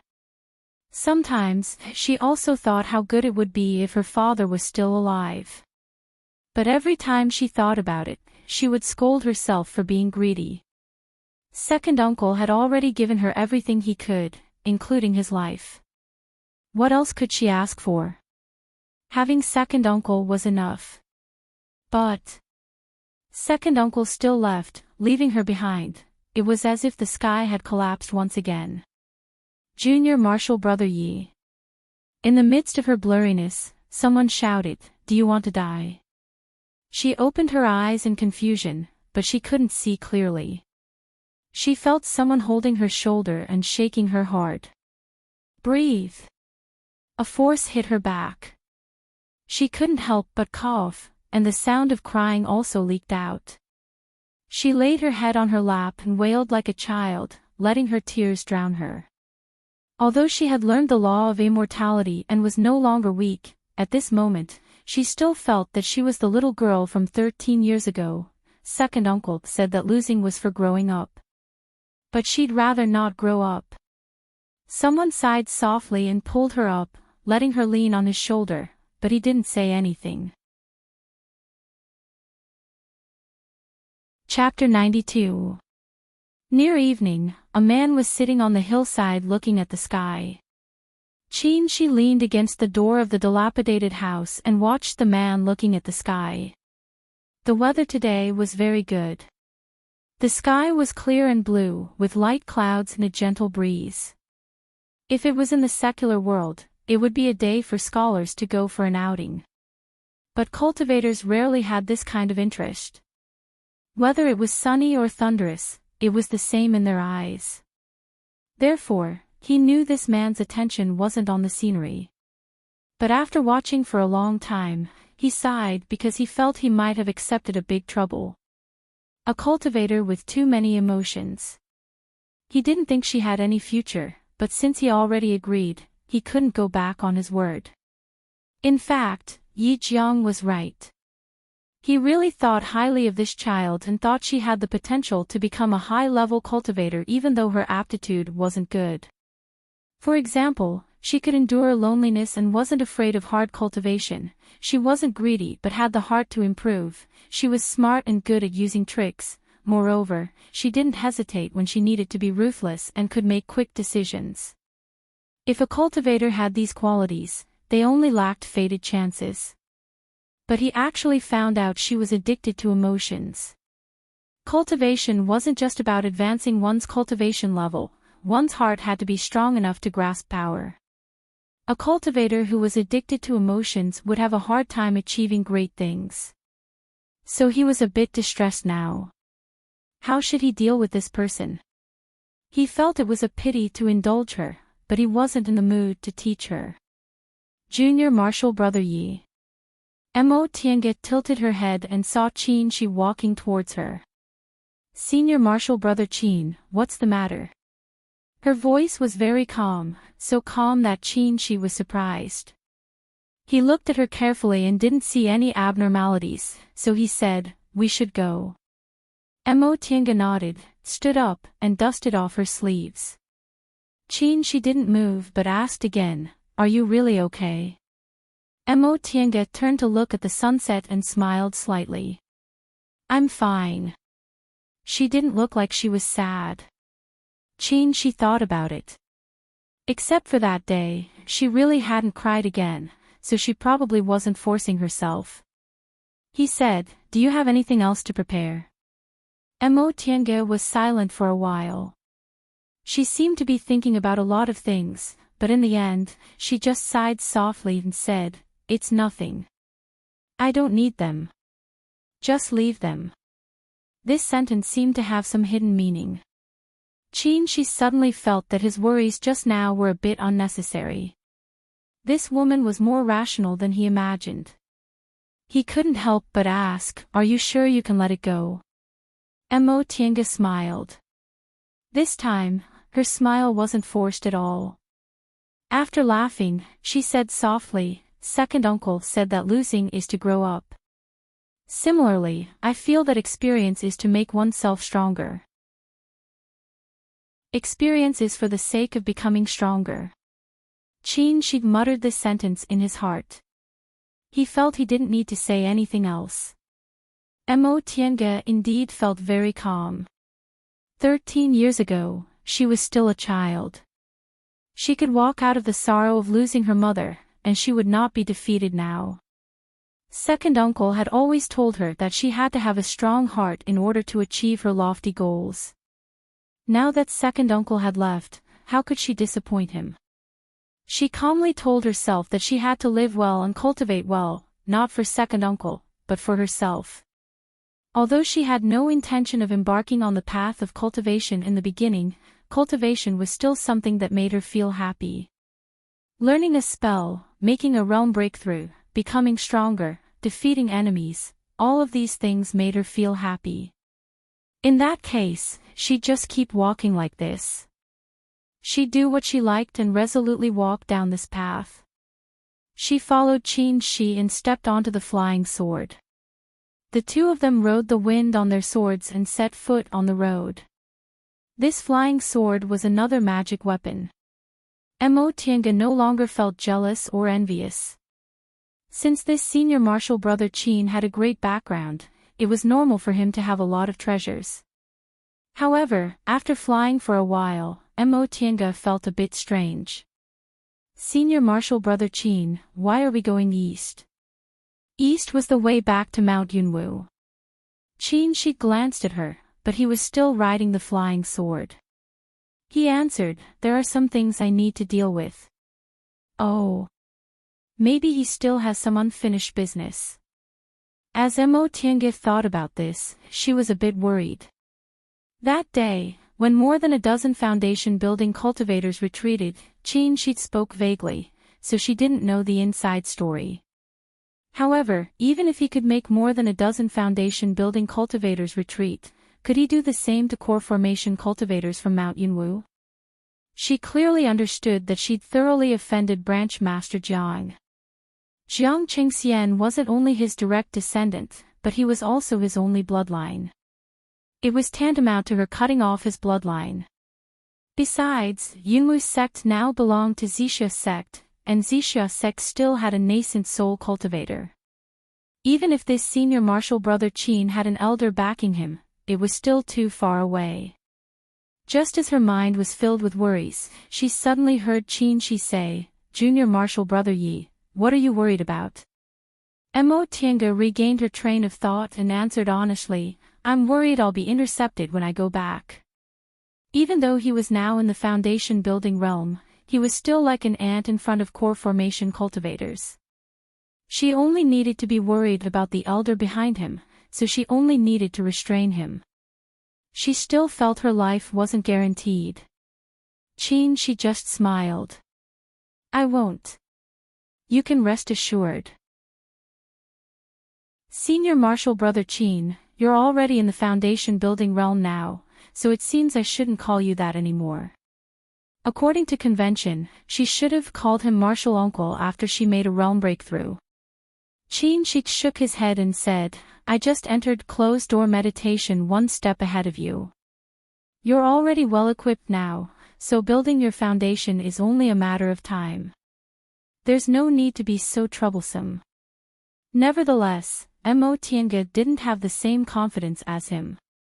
She said with disappointment and frustration, my second uncle was able to build his foundation because my father used medicinal pills to help him.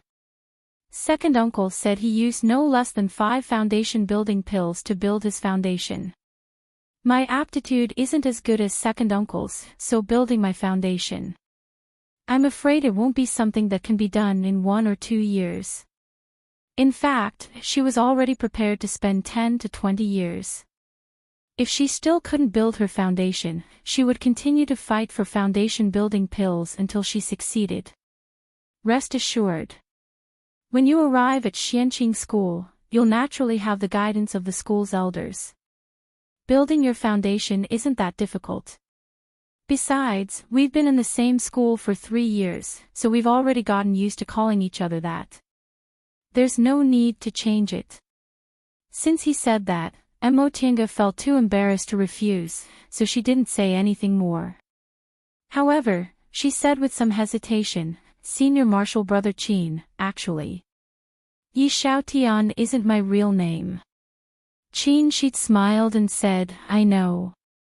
You took your mother's surname, Mo, and your name is Tiange. Now, you don't need to hide your name anymore. When you arrive at Xianqing School, you can use your original name again. But I'm already used to calling you that, so I don't want to change it.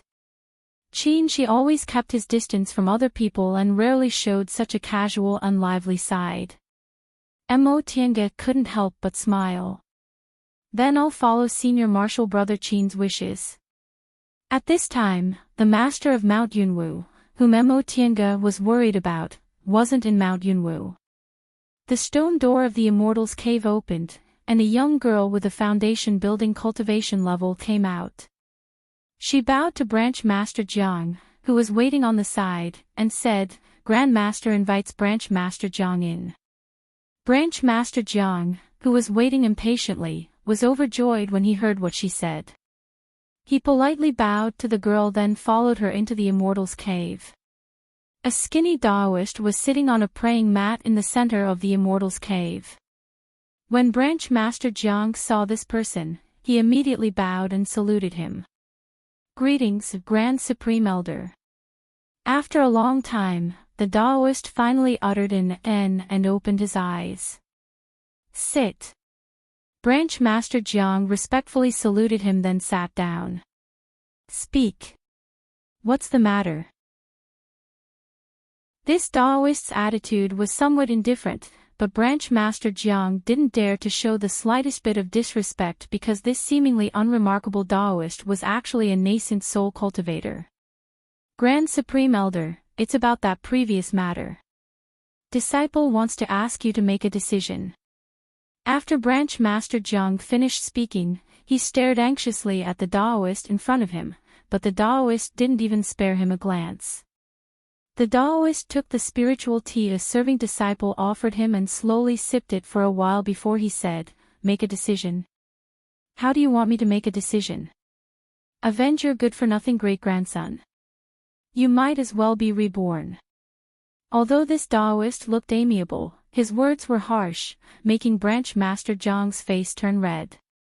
He naturally knew his great-grandson was good for nothing, but no matter how good for nothing he was still his bloodline. Grand Supreme Elder, Branch Master Jiang said humbly, Disciple doesn't ask you to take action. I only ask you to allow me to take revenge. Disciple only has this one great-grandson. Even if he did 1,000 things wrong, it's still my family's business. How can I let an outsider kill him? Unfortunately, his words didn't move the Daoist. The Grand Supreme Elder only snorted softly. It seems you're still not clear-headed. For us cultivators, what's the big deal about the death of a descendant? This kind of descendant who only knows how to stir up trouble and doesn't have the slightest ability should just die. Go back. Don't mention this matter again in the future. Grand Supreme Elder. Seeing that Branch Master Jiang didn't listen, the Daoist's eyes revealed a fierce look. What? Are you complaining that I didn't help you? Branch Master Jiang promptly lowered his head but didn't refute. The Daoist snorted and said, Fine, I'll explain it to you clearly. This Qin Shoujing you mentioned isn't an ordinary core formation cultivator. He has a nascent soul elder behind him. Upon hearing those words, Branch Master Jiang was shocked. Supreme Elder, this person actually has such a background. The Daoist snorted. Otherwise, why do you think he dared to act presumptuously in East Kunwu, which is thousands of miles away? Let me tell you, behind Qin Shoujing is that old guy, Qin Jinghe. You don't understand Qin Jinghe, but I do. He's extremely protective of his people and very bloodthirsty. Usually, he won't attack casually because of Xianqing School's rules, but if you hurt his people, it's not impossible for him to come from thousands of miles away and start a massacre. I'm only in the early stage of the nascent soul realm. I can't defeat him, so you'd better save your worries. Grand Supreme Elder, aren't nascent soul cultivators not allowed to kill indiscriminately? That's because your knowledge is shallow. The Daoist closed his eyes and said slowly, Nascent soul cultivators don't kill indiscriminately because they want to avoid inner demons appearing and stagnating in their cultivation. But if they have a reason, they can certainly attack. Branch Master Jiang lowered his head in silence. That being the case, he actually couldn't do anything to that little aura refining disciple. The Daoist went on to say, also, you'd better go back and investigate what Qin Shoujing is doing in your Mount Yunwu. Xianqing School is one of the biggest cultivation groups in the Celestial Pole. They have everything they want, but they just had to sneak into a small cultivation group and even stayed for 3 years. I'm afraid they're plotting something big. Chapter 93. By the time they landed on the boundary of Mount Yunwu, it was already nighttime. Mo Tiange looked at the familiar scenery and was a bit hesitant, but when she thought of Second Uncle, she straightened her back. Second Uncle was indirectly forced to die by them, and Mount Yunwu had a great hatred for her. How could she be weak and afraid when she had a great hatred? But the strange thing was that after Qin Shi brought her down, no one came to ask about it. The two of them just swaggered into the mountain gate. After walking for a while, Mo Tiange asked in confusion, Senior Marshal Brother Qin, aren't we going to 10,000 Laws Pavilion? They weren't going to the South Peak or the North Peak. This path only led to 10,000 Laws Pavilion and had no other destination. Qin Shi didn't deny it and just made a gesture to keep quiet. Mo Tiange didn't say much and followed him. When they arrived at the entrance of 10,000 Laws Pavilion, they used their identity tablets to open the formation and entered the cave. Mo Tiange walked behind Qin Shi. She didn't know what Qin Shi did, but when she entered, she saw that all the disciples guarding 10,000 Laws Pavilion were asleep. Qin Shi led her to the entrance of the cave in the middle. He made several complicated hand seals with his hands and hit the stone door with his spiritual aura. The stone door opened silently. Seeing her surprised expression, Qin Shi smiled. I was lucky enough to come here with a core formation grandmaster, so I memorized it. He said it casually, but Mo Tiange knew this required eyesight and comprehension. Making hand seals wasn't just a gesture, it also required the corresponding spiritual aura circulation. Because of this, pill recipes were so expensive. Concocting some medicinal pills required specific hand seals, and people had to slowly figure them out to be able to use them freely. She knew she didn't have this kind of ability. After seeing it once, she only remembered a little bit and had no clue about the circulation of spiritual aura. This was also the reason why she didn't dabble in pill concocting or tool refining and wasn't familiar with hand seals. She took a talisman and handed it to her. Put an invisibility talisman on it to avoid triggering the restriction. Tiange took it, feeling a bit complicated. Invisibility talismans were priceless. She only had one, and second uncle only managed to find it after searching for a long time. It was much more precious than many high-level talismans. She had seen the talisman paper used to draw this talisman before, so she was sure she drew it himself. It had only been 2 years since she started learning how to draw talismans. In just 2 short years, he was actually able to draw invisibility talismans. Tiange realized that she definitely didn't have this kind of talent, so she couldn't help but feel dispirited. There were too many people who were more talented than her. It really wasn't easy for her to have some achievements. This cave was slightly smaller than the ones aura refining disciples could enter, and there weren't many things inside. Most of them were grotesquely shaped objects. On the contrary, there weren't many jade slips, and there was only one bookshelf filled with books. Furthermore, there was also a restriction placed on top of it. Tiange was apprehensive about these restrictions, so she just looked at them and didn't dare to make a move. Shi, on the other hand, didn't care at all. He rummaged around and threw whatever he liked into his qianquan bag. Unexpectedly, none of the restrictions were triggered. Upon seeing his behavior, Tiange felt it was absurd. Did this senior martial brother Qin sneak into Yunwu's sect just to be a robber? Before long, she stopped. Aside from the things he put away, there were still several things in his hand. He directly threw them to her and said, "This place is only accessible to core formation cultivators and above. These things might be useful to you, so take them." Tiange took them and silently put them into her qianquan bag. In any case, this was his good intention, so there was no need for her to refuse. After erasing all kinds of traces, the two of them quietly left 10,000 Laws Pavilion. As for those disciples guarding 10,000 Laws Pavilion, they were in a trance for a moment. They never expected that while they were in a trance, the library cave that could only be opened by core formation cultivators in the sect was stolen. Without mentioning these disciples guarding the cave, she took Tiange and continued to walk on the unknown path. Tiange only knew this path led to the North Peak.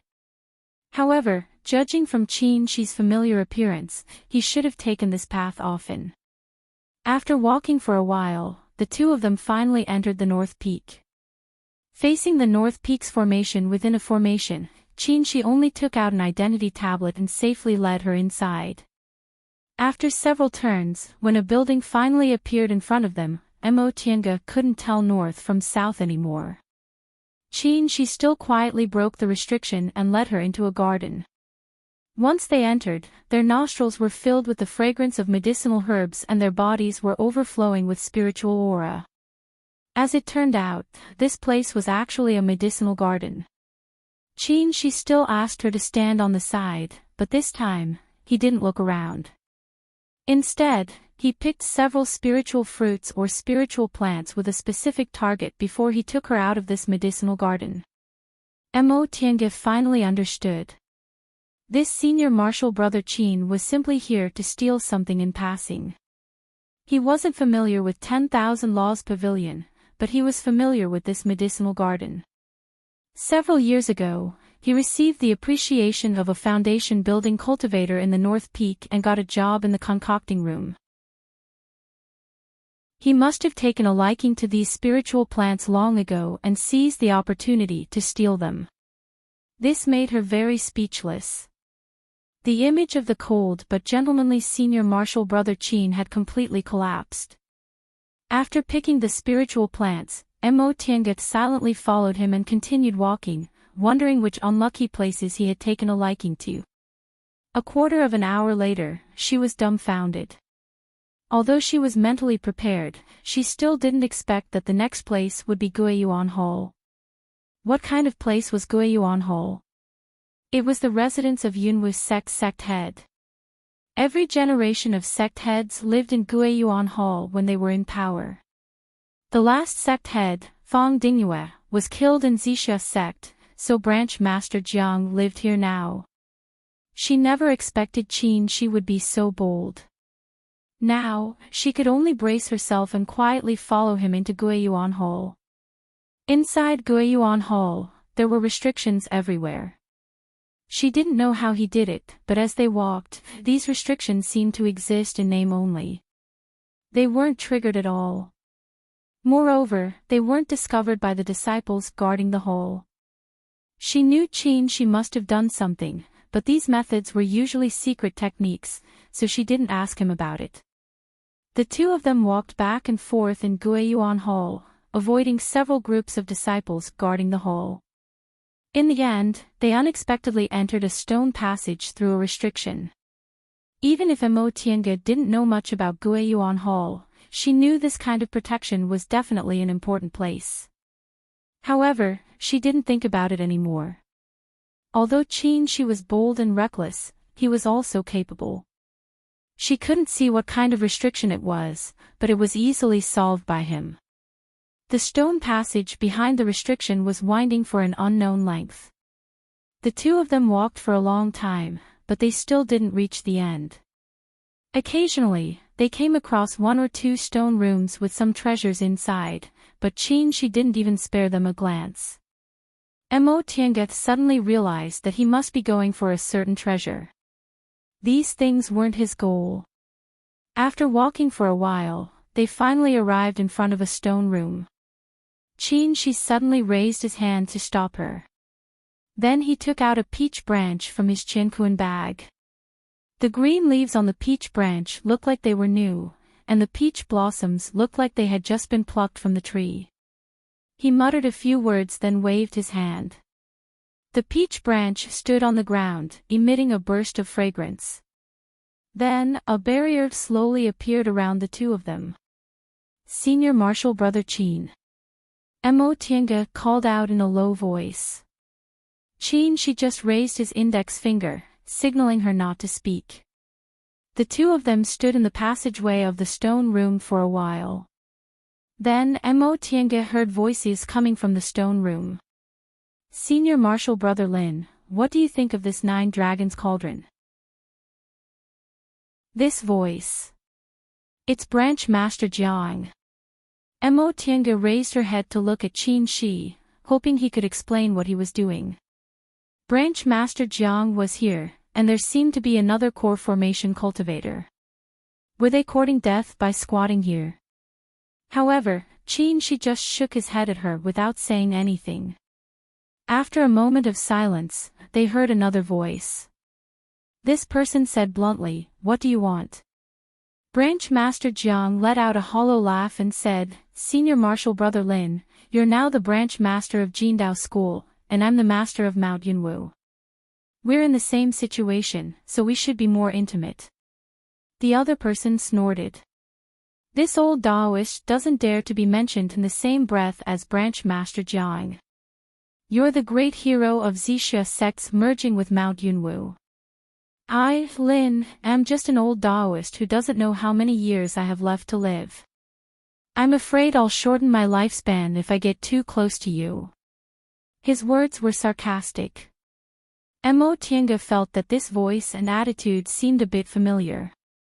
Right, wasn't the Taoist who led Jindao School's team during the foundation building pill trial the branch master of Jindao School? Mo Tiange also heard some gossip about this matter later. This Taoist Lin was the former head of Jindao School. Later, when his lifespan was about to end, he passed on the position of head to school head Jin. Unexpectedly, Jindao School suffered a great disaster due to the change in Zixia sect, and school head Jin and several core formation cultivators died. Jindao School was really weak and couldn't compete with Zixia sect, so the former head could only plead with Zixia sect. Jindao School voluntarily joined Zixia sect and asked them to stop the purge. Later, Zixia sect felt that his reputation was high enough and his lifespan was about to end. Since he could buy people's hearts and wasn't afraid of any mishaps, Zixia sect appointed him as the branch master of Jindao School. This retired former sect head could only stand in front of the storm again. This branch master Lin only became the branch master appointed by Zixia sect for the sake of the other disciples of Jindao School, so he naturally looked down on branch master Jiang, who relied on Zixia sect and betrayed Yunhui sect. His words were also extremely harsh. However, because of his extremely high reputation, even Zixia sect respected him very much, so branch master Jiang didn't dare to offend him. At this point, they obviously didn't see eye to eye. Sure enough, branch master Jiang only chuckled then changed the topic. I won't hide it from senior marshal brother Lin. Junior marshal brother has encountered a difficult matter and wants to ask senior marshal brother Lin to help me. Branch master Lin didn't seem surprised at all. Is it about that great-grandson of yours who had ill intentions towards a female disciple of your school and lost his life? Yes, the person who killed my great-grandson was unfortunately rescued by someone. That person was. When she heard this, Mo Tiange suddenly felt her head go numb and her body went limp. She gently propped her up against the stone wall and heard Branch Master Lin's voice coming from inside the stone room. Branch Master Jiang, I can't accept this 9 dragons cauldron of yours. Branch Master Jiang hastily said, Senior Marshal Brother Lin, I'm not asking you to kill that person. I just want you to trap him so I can have a chance to take revenge. Branch Master Lin only snorted coldly. There's no need to mention this matter again. Even if I have that ability, I won't do it. Do you think I don't know that there's a nascent soul cultivator behind this person? Senior Marshal Brother Lin, Xianqing School is thousands of miles away, Branch Master Jiang. Branch Master Lin suddenly shouted fiercely, you should take revenge on your own. Do you want to bring calamity upon my Jindao School? I can't accept this 9 dragons cauldron. We don't see eye to eye, so let's call it a day. There's no need to see us off. Not long after he finished speaking, the stone room's door was suddenly opened.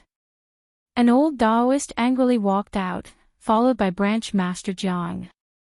He was angry but didn't dare to turn hostile.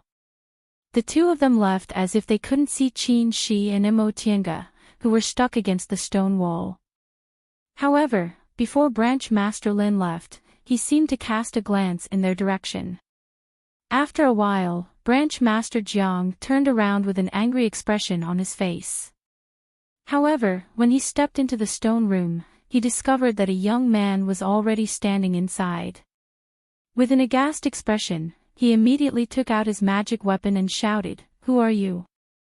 The young man showed a faint smile but didn't answer. He leisurely took out a sword from his chinquan bag and unsheathed it. The sword was completely golden, and flames were dancing on its blade. Its momentum was astonishing. 3 Yang Real Fire Sword. Your. Chapter 94. When she woke up, Mo Tiange was a bit confused. She slowly recalled what happened before she fainted and jumped up in shock, looking around nervously. This seemed to be a room in an inn. The furniture was simple, the floor was gray, and the quilt had a slightly moldy smell. Junior Marshal Brother Yi, you're awake. Mo Tiange turned her head and looked in the direction of the voice. Qin Shi was sitting at the table in the outer room. He seemed to be drawing talismans with his back to her and didn't look back. Seeing this scene, she felt a bit relieved. Qin Shi looked so relaxed, which meant they should be fine. However, she was a bit confused. Senior Marshal Brother Qin, were we discovered? Qin Shi put down the brush, burned the broken talisman paper, and answered, No, I knocked you out. Ha! She was even more confused. He didn't explain. He put away the paper and brush on the table and said, "Since you're awake, let's go in a bit." Mo Tiange nodded in bewilderment.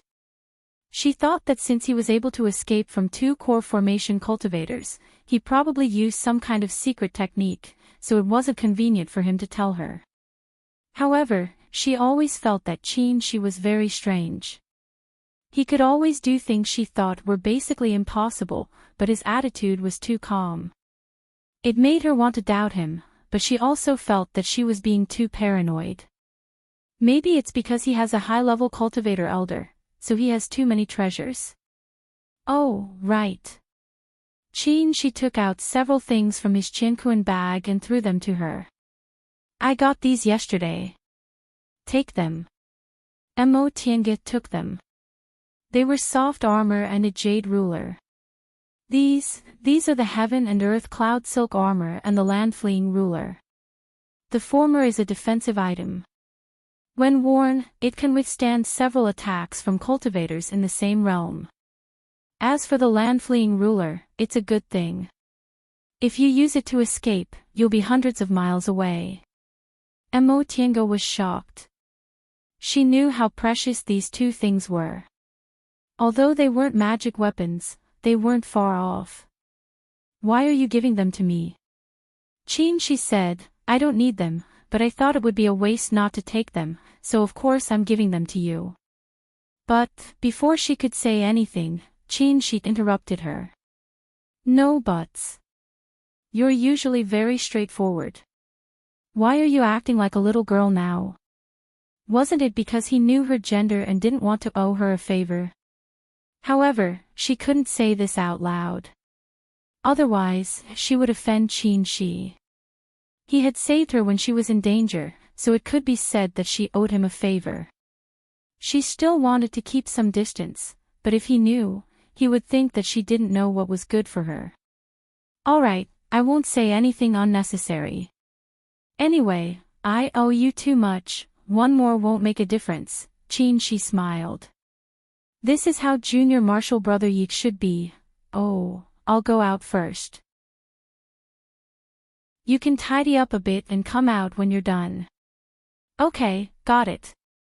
A moment later, the two of them walked out of the inn. Mo Tiange discovered that they were still at the foot of Mount Yunwu. She thought to herself that this senior martial brother Qin really came from a prestigious family, and his courage was too big. Before he left, he turned around to look at Mount Yunwu. The north and south peaks towered into the clouds and were surrounded by lingering spiritual aura. Once upon a time, this was the place she had strived to enter, but now, she was desperately trying to escape. "Junior brother Yi, is there anything you can't let go of?" Mo Tiange was silent for a while, then shook her head. "It's not that I can't let go. I just want to remember those people I know. Unfortunately, it's not convenient to see them right now." Qin Shi said, "Don't worry. Although senior martial brother Lu hasn't built his foundation yet, he's received the favor of a senior from the sect, so his future is bright. I heard that junior martial sister Murong's cultivation is also going very smoothly. She has the support of her clan, so presumably, she also has a high chance of building her foundation." "Is that so?" she murmured, but then she remembered Jiang Shanghang and wondered whether he had escaped or not. Forget it, forget it. Right now, she couldn't even take care of herself, so let's just leave it to fate. If we're fated, we'll definitely meet again in the future. Senior martial brother Qin, let's go. Several days later, two people landed in the small market square of Huanshan Dock. They were Mo Tiange and Qin Shi. Huanshan Dock was located northeast of Mount Yunwu, so it wasn't on the way. However, Mo Tiange wanted to deal with some matters, so Qin Shi agreed, so the two of them took a detour to this place. The two of them first went to the small shop Tianqiao opened. Sure enough, the door was closed. Just as Mo Tiange was about to push the door open, a person walked out of the small shop next door and shouted, "Master Immortal, you can't enter." Mo Tiange turned around. It was a mortal dressed as a shop assistant.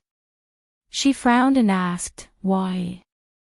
The shop assistant hastily saluted them and said with a respectful expression, "Master Immortal, it's not that this lowly one doesn't want to let you in. It's that our Market Square Steward's Hall has sealed this shop." Sealed? What did that mean? The shop assistant observed her expression and answered, "Yes. Master Immortal, you're not from here, right? Something happened to this shop, so it's been taken away by the Steward's Hall. It hasn't been rented out yet, so it's empty." "Oh." Mo Tiange frowned and asked, "What about the original owner of this shop?" Upon hearing her question, the shop assistant sighed and said, "To tell you the truth, the husband and wife who originally opened this shop are both dead." Mo Tiange already knew about this, so she just asked, "What about their corpses?" Her question was too direct, so the shop assistant was full of questions, but he didn't dare to say anything. He answered, "This lowly one doesn't know. I only know it was handled by the Steward's Hall." "Where's the Steward's Hall?" "Oh, you can go straight from here. You'll find the biggest room." Mo Tiange nodded, then took out a piece of gold and threw it to the shop assistant. The shop assistant only came out to answer a few questions, but he unexpectedly received such a big piece of gold.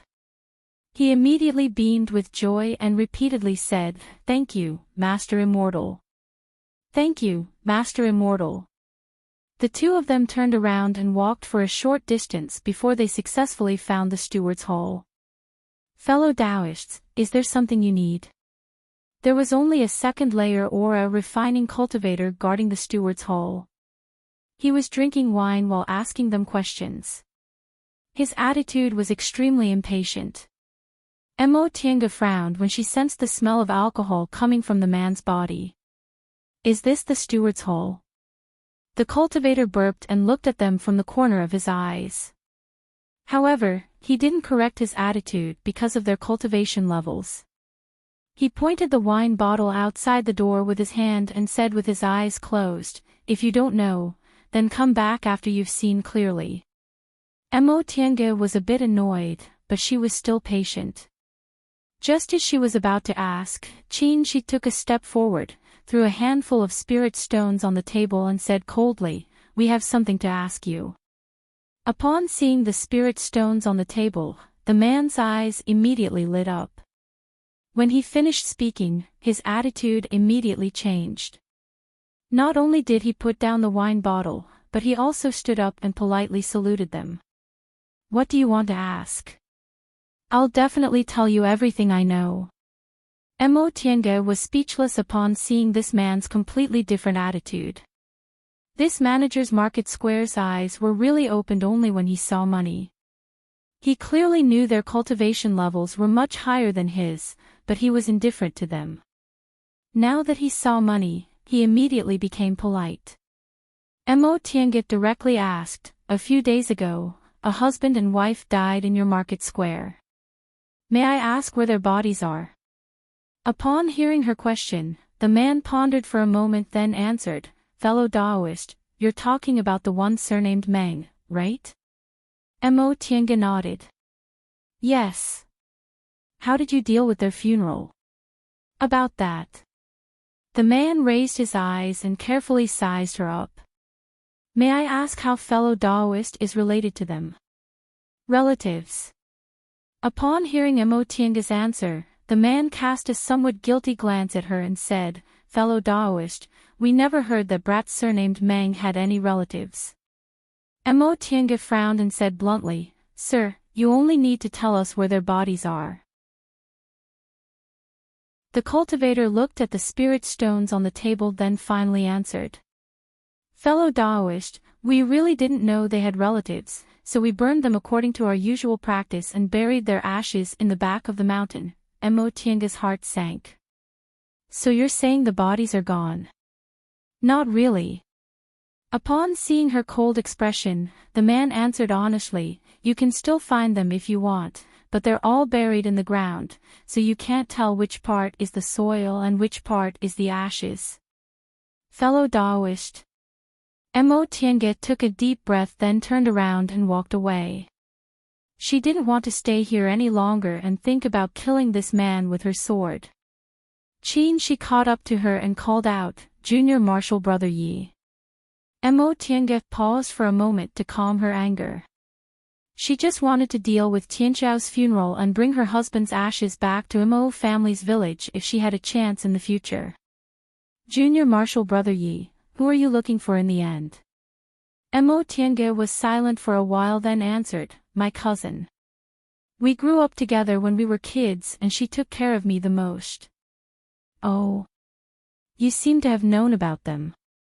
Mo Tiange smiled bitterly. "Of course I knew. They were implicated by me." "Implicated?" Mo Tiange nodded and lowered her head with a gloomy expression. If she hadn't taken the pill recipe for the constitution-enhancing pill, Jiang Qingxian wouldn't have noticed her. If she hadn't been too careless and was discovered in Hu clan, Jiang Qingxian wouldn't have recognized her and Tianxiao wouldn't have had her soul searched. It was all because of her that Tianxiao lost her life. Upon seeing her expression, she didn't ask again. Instead, he sighed and said, "Do you feel very guilty?" Upon hearing this question, Mo Tiange was at a loss for a while before she finally nodded and said softly, "Yes. If they hadn't run into me, they would be fine. If you found their ashes, would you feel better?" After people die, where their ashes are buried is the same, right? Even if there's a tombstone, it'll only comfort the living. Even if you brought their ashes back, what difference would it make to them?" Mo Tiange was speechless. She looked at her and said faintly, "Don't forget, you're a cultivator." Although his voice was flat and didn't contain the slightest hint of blame, Mo Tiange understood the warning in his words. Cultivators shouldn't be restricted by external objects and shouldn't be obsessed with formality. If they couldn't even see through this, how could they talk about cultivating? Cultivators cultivated their hearts. If they couldn't even get past external objects, how could they advance their cultivation level? She understood all these principles, but, when we were in Yunwu sect, I originally thought you were a free and easy person who was very firm on the path of cultivation. But now I know you can't even see through one's state of mind. Junior Marshal Brother Yi, you have to know that if you continue like this, you can only build your foundation at most. As for forming your gold core, you won't have any hope. Mo Tiange's heart trembled. Right, second uncle just passed away. How could I make a mistake again? Some things have already happened. Guilt and regret are useless. She closed her eyes and said sincerely, "Senior Marshal Brother Qin, thank you." Chapter 95. Standing on the flying sword, Mo Tiange looked down at the ground. The mountain peaks gathered together, the clouds billowed furiously, and the mountains stood towering. This was West Kunwa's Mount Taikong, the main gate of Xianqing School. If she hadn't been to Tiandao's sect and seen Mount Yuheng and Demonic Mountain, she would have been shocked by the scenery under her feet. Compared to such a lofty and rich spiritual aura, Mount Yunwu was simply not worth mentioning. Even Zixia sect, which she once exclaimed in admiration, now seemed to be petty. Mount Taikong was several thousand feet high. Although it wasn't as high as Demonic Mountain, it was one of the rarest peaks she'd seen along the way. Its main peak was the highest, and it was surrounded by 6 other peaks of similar height. Countless roof tiles and eaves were hidden in the forest, and there were also hundreds of disciples neatly lined up in the square, learning martial arts. Upon noticing the direction in which she was staring, she explained, "Although Xianqing School is a Dao school, we also have many kinds of cultivation techniques. These disciples are from sword cultivation groups and are sword cultivators, so they learn martial arts just like the secular world." Oh. It looks really spectacular. Looking from a distance, these cultivators in blue and white robes brandished their swords together. The sword aura was really crisscrossing, elegant and pleasing to the eye. Sensing someone approaching, she looked up and saw a group of 7 or 8 cultivators coming on their swords. The leader was a foundation-building cultivator who seemed to be in charge of mountain patrol. Upon seeing them, the group of cultivators flew over but only saluted Qin-shi from afar. After they left, Qin-shi said, "All right, from now on, you're a disciple of Xianqing school. I'll take you in now. Let's go." The flying sword went down towards one of the peaks. This is Clear Spring Peak. Xianqing school has 6 peaks. The disciples of each peak usually cultivate on the side peaks and go to the main peak to listen to Tao. You only need to memorize the general terrain of Clear Spring Peak. We only go to the main peak occasionally. After Qin-shi finished speaking, the two of them landed in front of a main hall. She was still looking around when a female cultivator came out of the main hall. As soon as she saw them, she looked pleasantly surprised and was about to call out, "Fengxue, come here."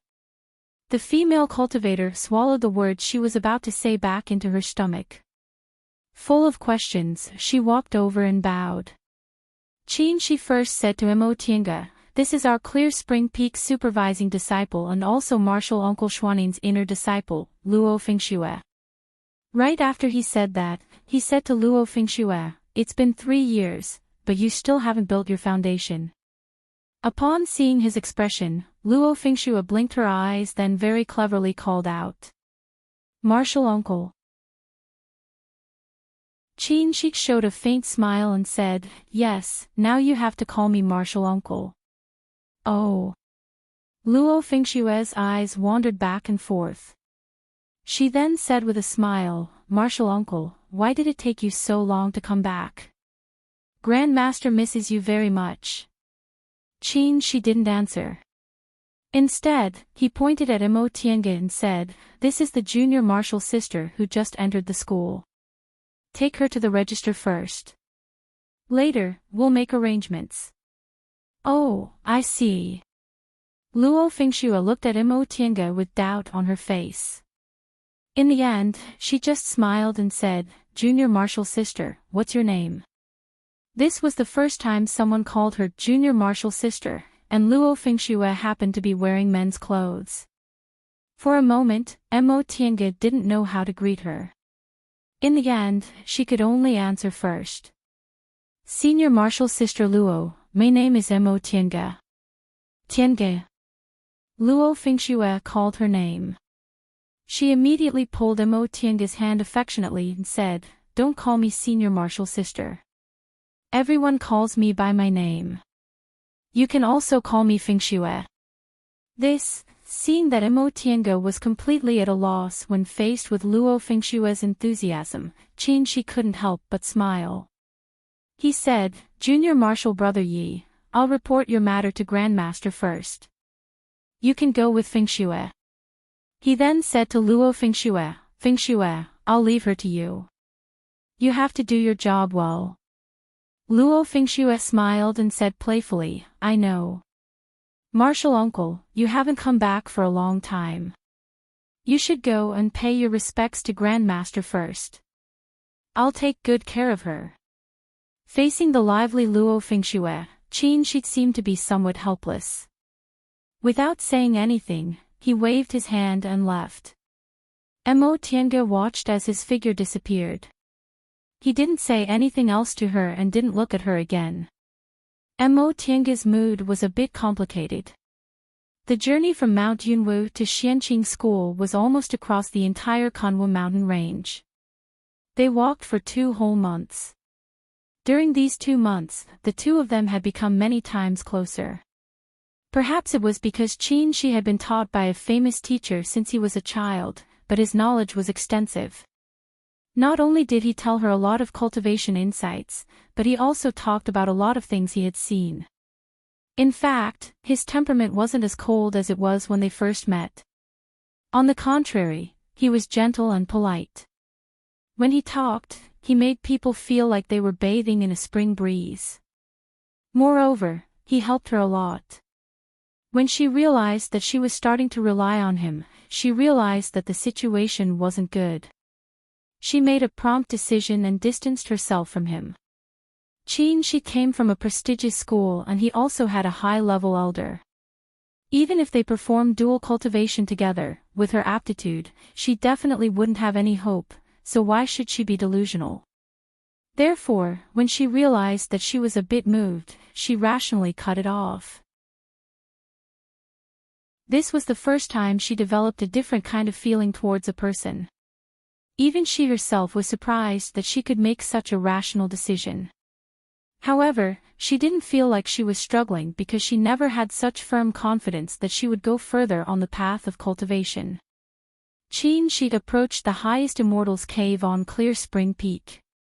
Although it was called an immortal's cave, it would be better to call it a palace. Although it was located in the belly of the mountain, the entrance was completely palace-like.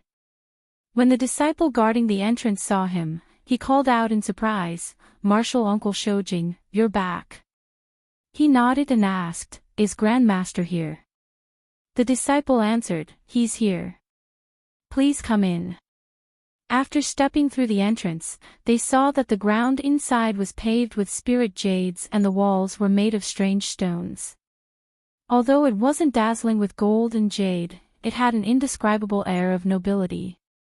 Inside the main hall, a middle-aged man wearing a golden crown and a king's robe was reclining on a dragon-carved bed.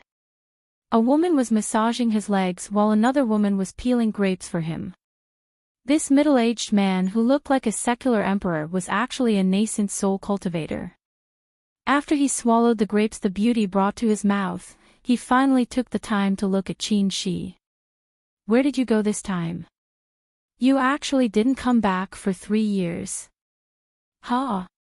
You recovered your cultivation level." Qin ignored the man's behavior, which was like that of a secular incapable emperor. He picked up a chair, sat down and poured himself a cup of tea. "What else could I have done? Of course, I was looking for spiritual medicines to treat injuries. I also took the opportunity to look for some body-refining techniques in preparation for my nascent soul formation." "Humph." The man raised his eyebrows. "That's more than that, right? You obviously brought back a little girl. What, are you finally tempted by her? Do you think I'm like you?" She said bluntly. He then frowned and said, "How did you know she was a woman?" She clearly. "Do you think you can hide from my eyes that have seen countless women just by wearing men's clothes?" "Oh, no, it's my divine sense." After talking to himself for a while, the man swallowed another grape and comfortably changed his posture. He stared at Qin and said, "Tell me, since you brought her back, she's definitely not an ordinary woman. What's going on?" She didn't argue with him anymore. He thought for a while and said, "Master, if Mo Tiange heard the way he addressed her, she would definitely understand his real identity." Clear Spring Peak was Patriarch Jinghe's cultivation place. Since this middle-aged man was a nascent soul cultivator, he was naturally Qin Jinghe. There were only a few people in the entire Xianqing school who could call him master. "Master, please accept her as our disciple." Qin Jinghe, who was eating grapes, almost choked when he heard what Mo Tiange said. He swallowed the grape in his mouth, thought for a while, then waved the two women away and finally sat up straight. "You want me to accept her as my disciple? Who's this woman? She's actually worthy of your attention." She didn't answer the latter question. He only said, "I just want you to accept her as your registered disciple. I'll take care of everything else. Tell me who she is first." She had no choice but to tell him, "Do you remember someone entrusted an orphan to me 20 years ago?" Qin Jinghe, who didn't look like a nascent soul cultivator at all but more like a fatuous and mediocre monarch in the secular world, thought for a while and understood. "Oh, so she's that family's girl. Alas, I'm really disappointed. I thought you were enlightened." He then lay back down, but this time, He didn't have a beauty to serve him, so he used a spell to peel the grape. Seeing his behavior, Qin felt even more helpless. Master. The man said discontentedly, I'm your granduncle and also your master. Can't you be a bit more respectful? Can you blame me for being disrespectful? Qin wasn't polite at all. Look at yourself. Do you look like an elder? You brat, the man jumped up. You're obviously taught by me, so why are you acting like those smelly old Taoists? Who said that cultivators have to be pure in heart and few in desires? Only by wholeheartedly cultivating can one achieve success. Didn't I, your master, cultivate to the middle stage of the nascent soul realm? I'm just talking about acting like an elder. I didn't. Do you think I don't know what you're thinking? Smelly brat, you just came back, but you're already making me angry. Qin was about to explain, but he was retorted. He could only take back what he wanted to say and spread his hands. Fine, whatever you say. Who told you to be an elder? In any case, he was already used to it. That's more like it. He continued to eat grapes with satisfaction. After a while, Qin said, Tell me your plan first. I remember the disciple you sent 10 years ago brought back news saying this girl really has a purine constitution. Qin nodded. Correct. In fact, her spiritual roots aren't good, but she's very diligent and has a good perception. With some nurturing, she might be able to become useful. Become useful? Are you talking about the core formation realm? Qin shook his head. Don't use your example on other people. Brat, you have double spiritual roots, so you won't be burdened by your aptitude. I remember that child has 5 spiritual roots, right? For a cultivator with 5 spiritual roots, no matter how diligent she is and how good her perception is, it'll be very difficult for her to achieve anything. If she can build her foundation, she'll already be thanking the gods. Qin didn't refute him. Master, since you think so, how about we make a bet? You said she can build her foundation at most, but I said she can definitely form her gold core. Qin, who was sitting on the bed, stopped and looked at him thoughtfully. Where do you get your confidence from? Not to mention a cultivator with 5 spiritual roots, there are many cultivators with double spiritual roots like you who are stuck in the foundation building realm. You said she can definitely build her foundation. Did you discover something? Qin shook his head and only said one word, intuition. Qin paused and curled his lips disdainfully. Forget it. Don't forget, no matter how awesome you are, you're only in the middle stage of the core formation realm. How can you compare to me in sensing the mandate of heaven? Qin sneered at him. Master, are you really that awesome? I remember you said it would take me 200 years to advance to the core formation realm. What happened in the end? It only took me 70 years to form my gold core. I'm afraid I'll form my nascent soul in 200 years. Qin's face reddened, but in the next second, he said confidently, there are errors in sensing the mandate of heaven, okay? Don't be complacent.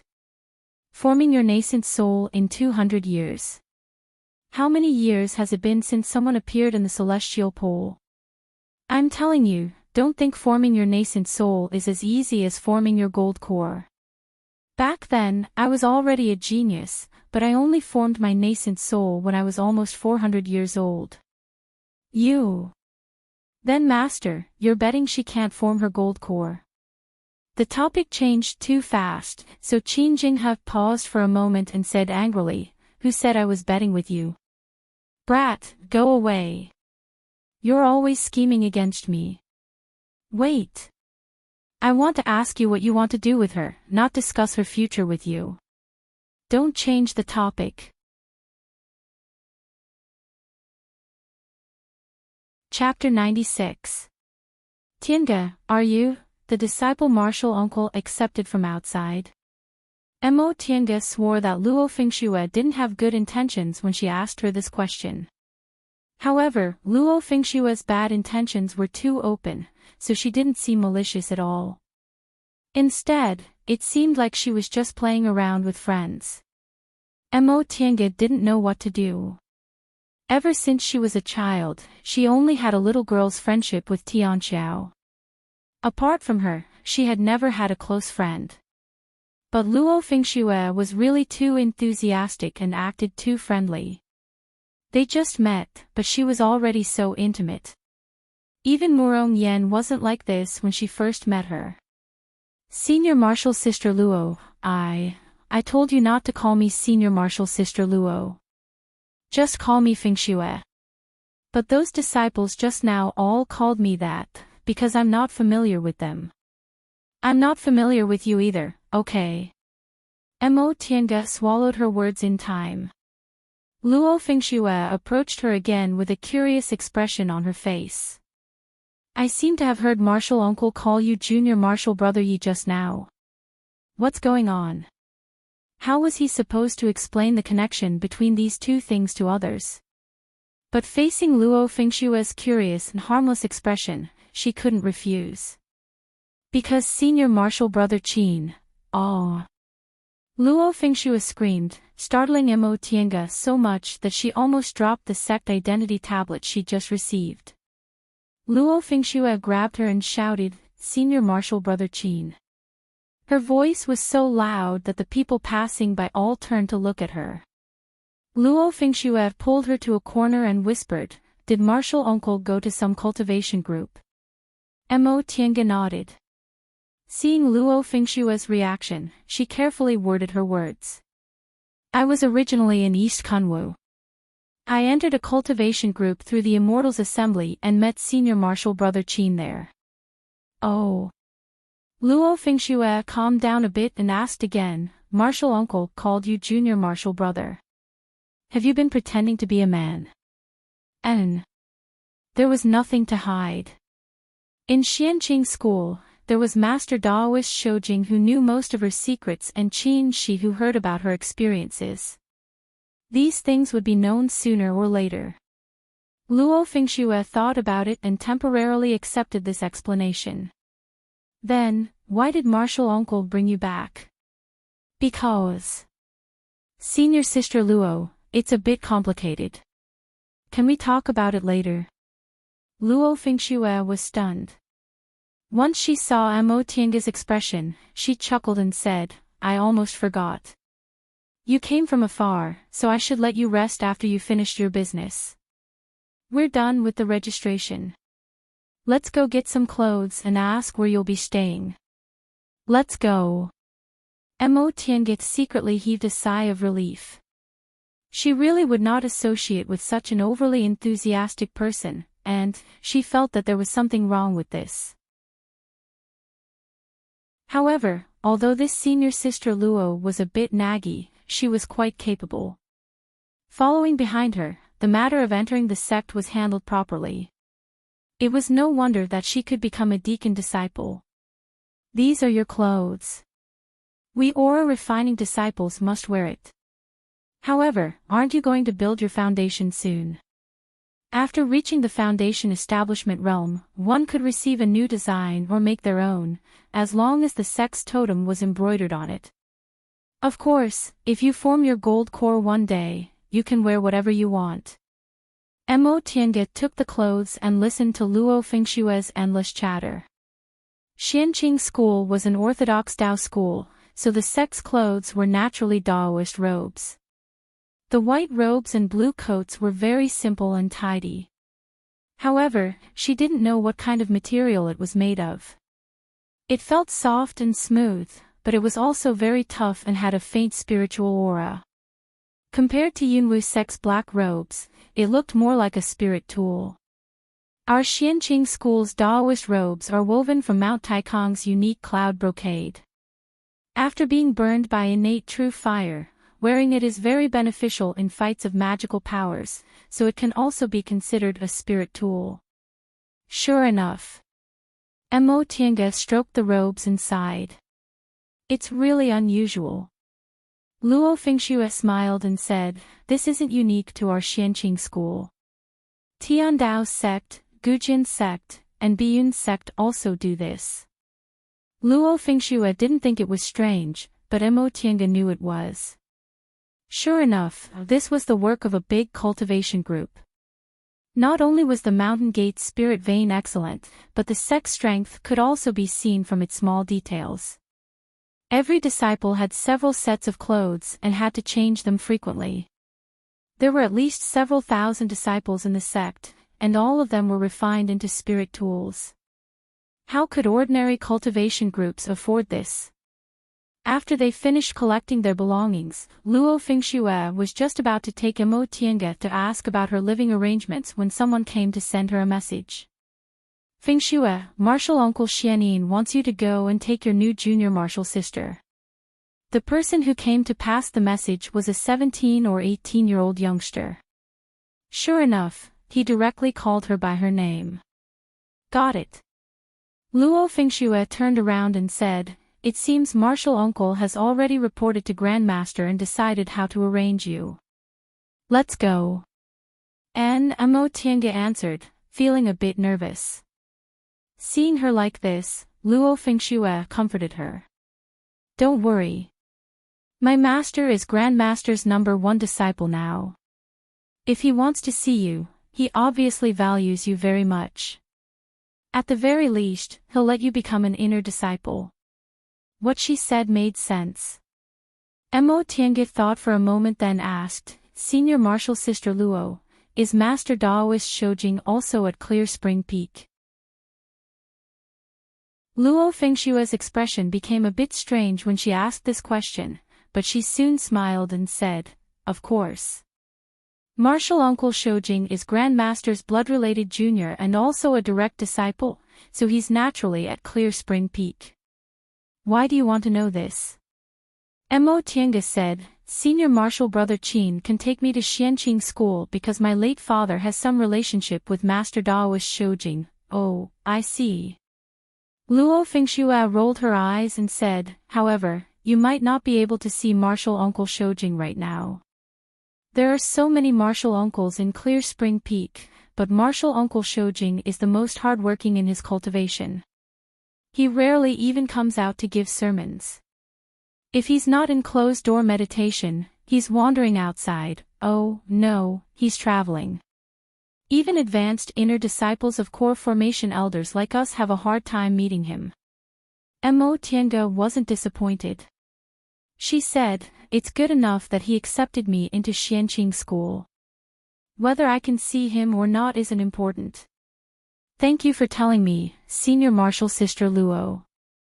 You're too polite. I already told you to call me Fengxue." Seeing that Luo Fengxue was trying to curry favor with her, Mo Tiange hastily said, "Senior Martial Sister Luo, why do the core formation grandmasters in the school only call each other by their first names and not their surnames?" Luo Fengxue was puzzled for a moment before she finally understood. She explained with a smile, "That's not it. Xianqing School is an orthodox Dao school, so we naturally have to follow Dao school rules. Aura refining disciples and foundation building disciples don't have titles before they succeed in their cultivation. However, once they form their gold cores, the school will grant them a Daoist name. In the future, they'll be called by their Daoist name. Only people close to them can call them by their real names. For example, my master's Daoist name is Xianin. His original surname is Ma, so people call him Ma Xianin. As for his real name, no one knows for a long time." "I see. Also, core formation cultivators are called Master Daoist, but if they advance into the nascent soul realm, they'll be called Lord Daoist. My master's name in the outside world is Master Daoist Xianin, while my grandmaster is Lord Daoist Jinghe." Mo Tiange had never heard of such a form of address before, so she asked, "If I form my gold core one day, won't I still be called Mo Tiange?" A hint of amazement flashed in Luo Fengxue's eyes. She smiled and said, "If you form your gold core, the elders in the school will grant you a Daoist name. From then on, the disciples in the school will call you by your Daoist name. However, Tiange, since you're really confident, you must be extraordinarily talented, right? Mo Tiange shook her head. It's just an example. I haven't built my foundation yet, so how could I form my gold core? That's too far away.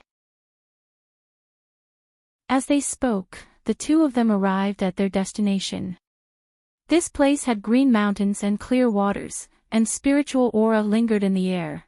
It was indeed a good place to open an immortal's cave.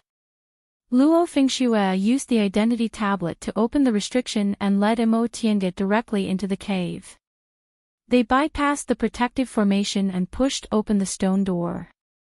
Before Luo Fengxue even entered, she already called out loudly, "Master."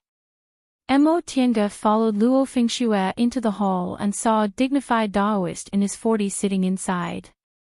When the Daoist saw Luo Fengxue, he glared at her. "Why are you making so much noise?" Luo Fengxue wasn't afraid at all. She giggled and said, "Disciple just wants to see Master, right?" "Master, why are you still blaming me?" Upon seeing her mischievous smile, the Daoist felt angry and amused at the same time. "You're the only one who knows how to talk. All right, go to the side." With proper business in front of them, Luo Fengxue didn't dare to cause trouble. She obediently stood to the side and reported, "Master, this is the new junior martial sister Mo Tiange. Did you ask me to bring her here because you want to accept her as your disciple?" The Daoist didn't answer and just shifted his gaze to Mo Tiange. Mo Tiange knew the person in front of her was Master Daoist Xianin, so she bowed and saluted him. "Junior Mo Tiange greets Senior Xianin. No need to be so polite." Master Daoist Xianin was very good-natured. He said gently, "Come here."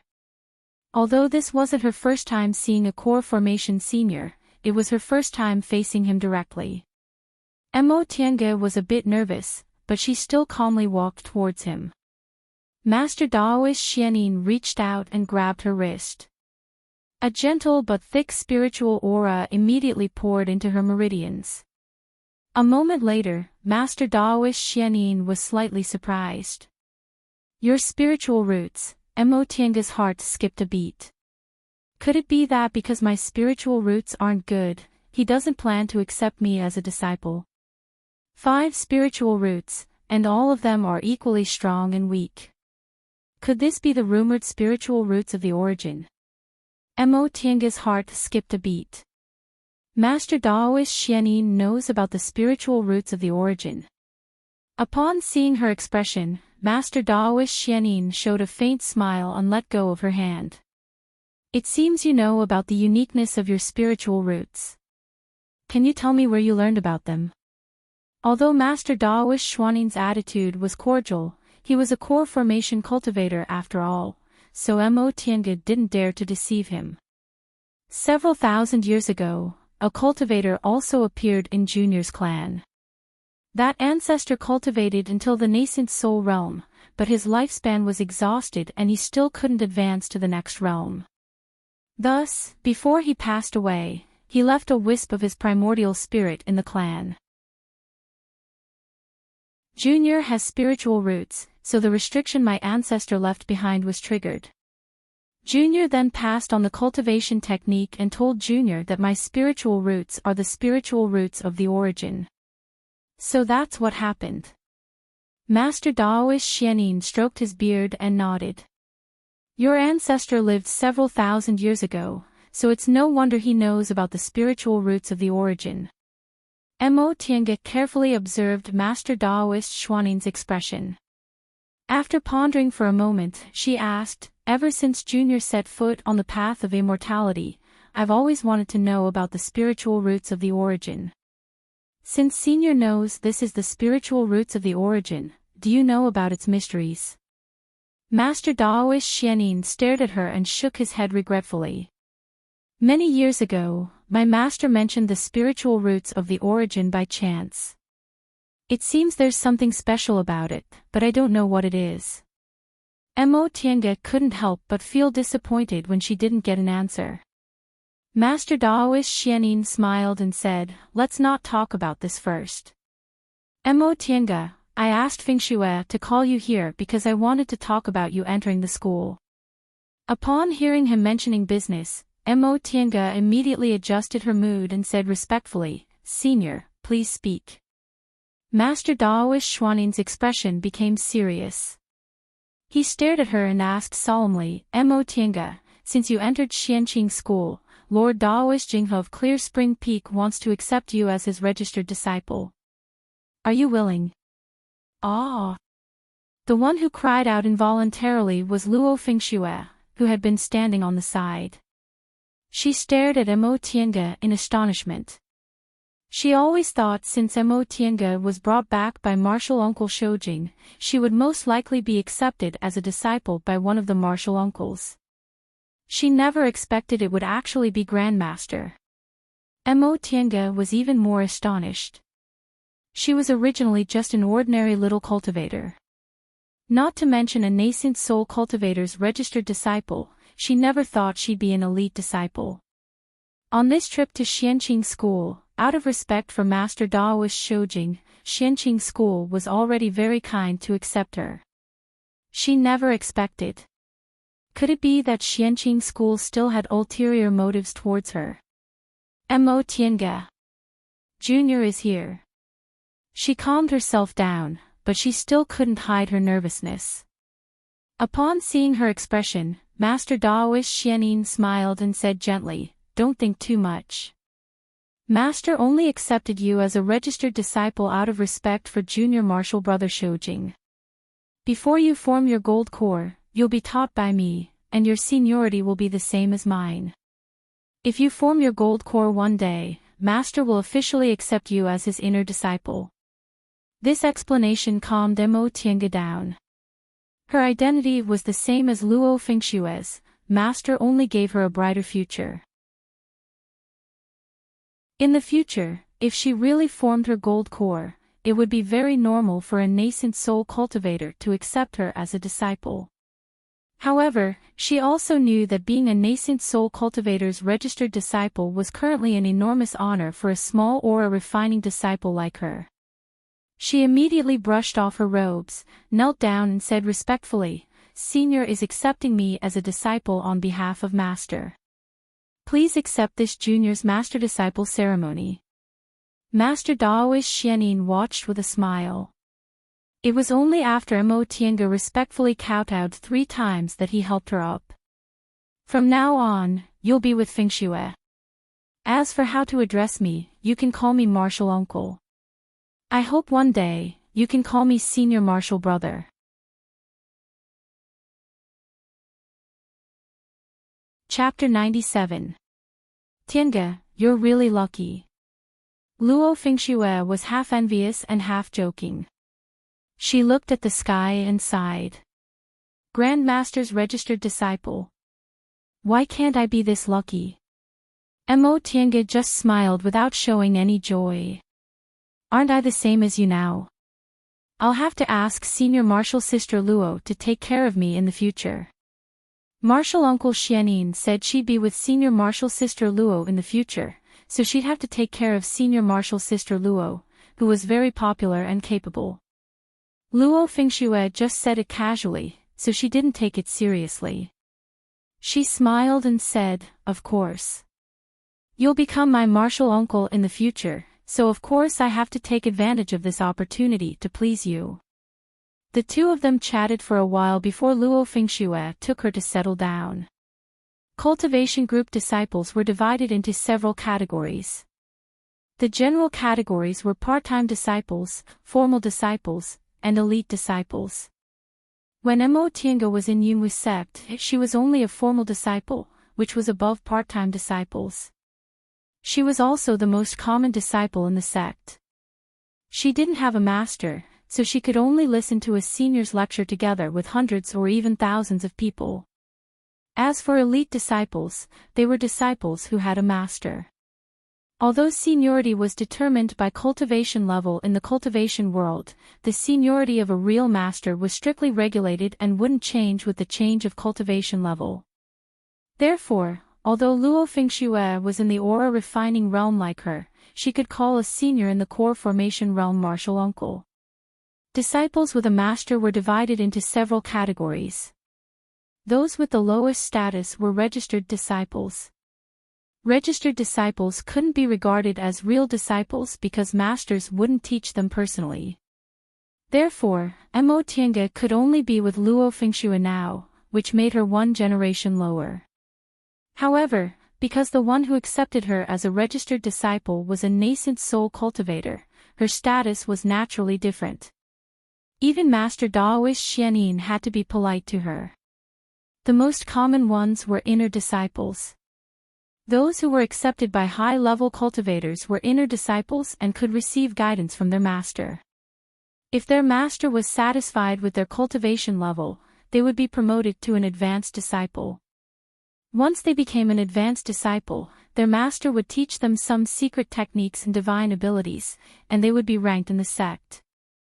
Master Daoist Xianyin was ranked first among Lord Daoist Jinghe's advanced disciples, so he was called the first disciple. Finally, the closest to him were his direct disciples. Direct disciples could obtain their master's true teachings, and they were also their master's successors. Generally, there would only be one or two direct disciples among all the disciples. Right now, Mo Tiange was only a registered disciple. However, because her master had an extraordinary identity and status, Luo Fengxue arranged for Mo Tiange to live next to Master Daoist Xuanin's Immortal's Cave together with her fellow martial sisters. Originally, Luo Fengxue wanted to introduce Master Daoist Xuanin's several martial sisters to Mo Tiange, but they were either out or in closed-door meditation, so she had no choice but to drop the matter. Since Luo Fengxue was on duty today, she let Mo Tiange rest by herself. By the time Luo Fengxue left, Mo Tiange was already very tired, but she couldn't help but smile. She originally thought it would be hard for a large cultivation group like Xianqing School, where the relationships in the school were complicated and the disciples were arrogant, to adapt. Unexpectedly, the first person she came into contact with, Luo Fengxue, was kind and enthusiastic. Furthermore, this Grandmaster Jinghe also accepted her as a registered disciple. All of this was going too smoothly for her, making her feel as if it wasn't real. Ever since she stepped onto the path of immortality, she had always been struggling bitterly. She had never had such a bright future. She also wondered whether they had ulterior motives, just like her ancestor, Mo Yaoqing. It was only after she formed her gold core that she discovered the school had already decided her future. However, after thinking about it carefully, she felt there was nothing to worry about right now.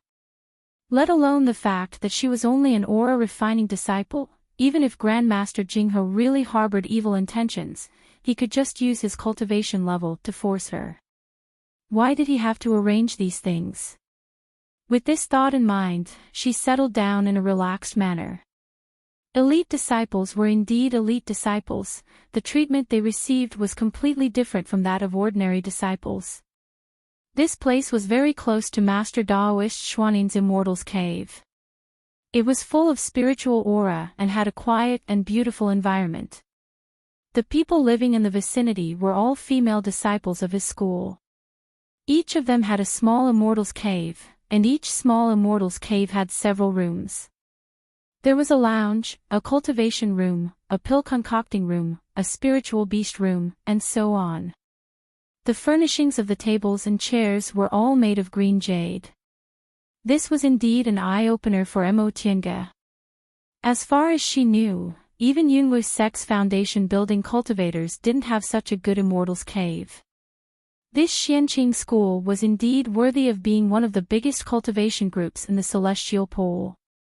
The pleasant surprise of obtaining a good Immortal's Cave made her forget her exhaustion and she began to arrange it slowly. The lounge was the simplest.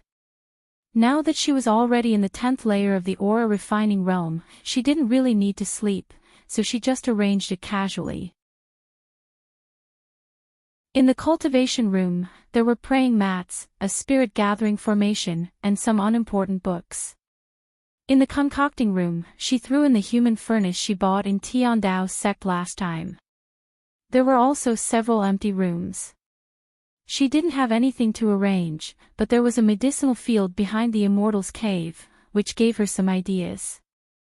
The Immortals' Caves of these female disciples were all lined up side by side. Behind them was a small valley with several medicinal fields, most of which were filled with spiritual plants. Luo Fengxue said each Immortals' Cave had a medicinal field, and the owner of the Immortals' Cave could do whatever he wanted with it. Mo Tiange already planned to start learning how to concoct medicinal pills. This place was full of spiritual aura, so it was indeed a good place to plant spiritual plants. She planned to ask Luo Fengxue tomorrow where she could get seeds. While Mo Tiange was busily arranging her Immortals' Cave, Lord Daoist Jinghe was still leaning on his dragon couch in the tallest Immortals' Cave on Clear Spring Peak. However, this time, there were no beauties to serve him, and there were no grapes to eat. Instead, he was lazily flipping through a book. After reading for a while, he sneered and said disdainfully, "What kind of rotten thing is this? Do ancient cultivators use this kind of animal skin to make paper? They don't even know they've been deceived." He waved the book and threw it towards Master Daoist Xianyin, who was sitting below.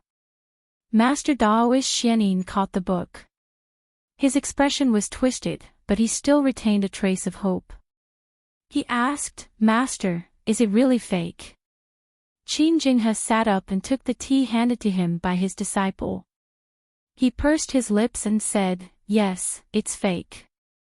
From the distant past era to the Middle Ages, frost stone beasts only existed in the south of the mountain, and their numbers were extremely small.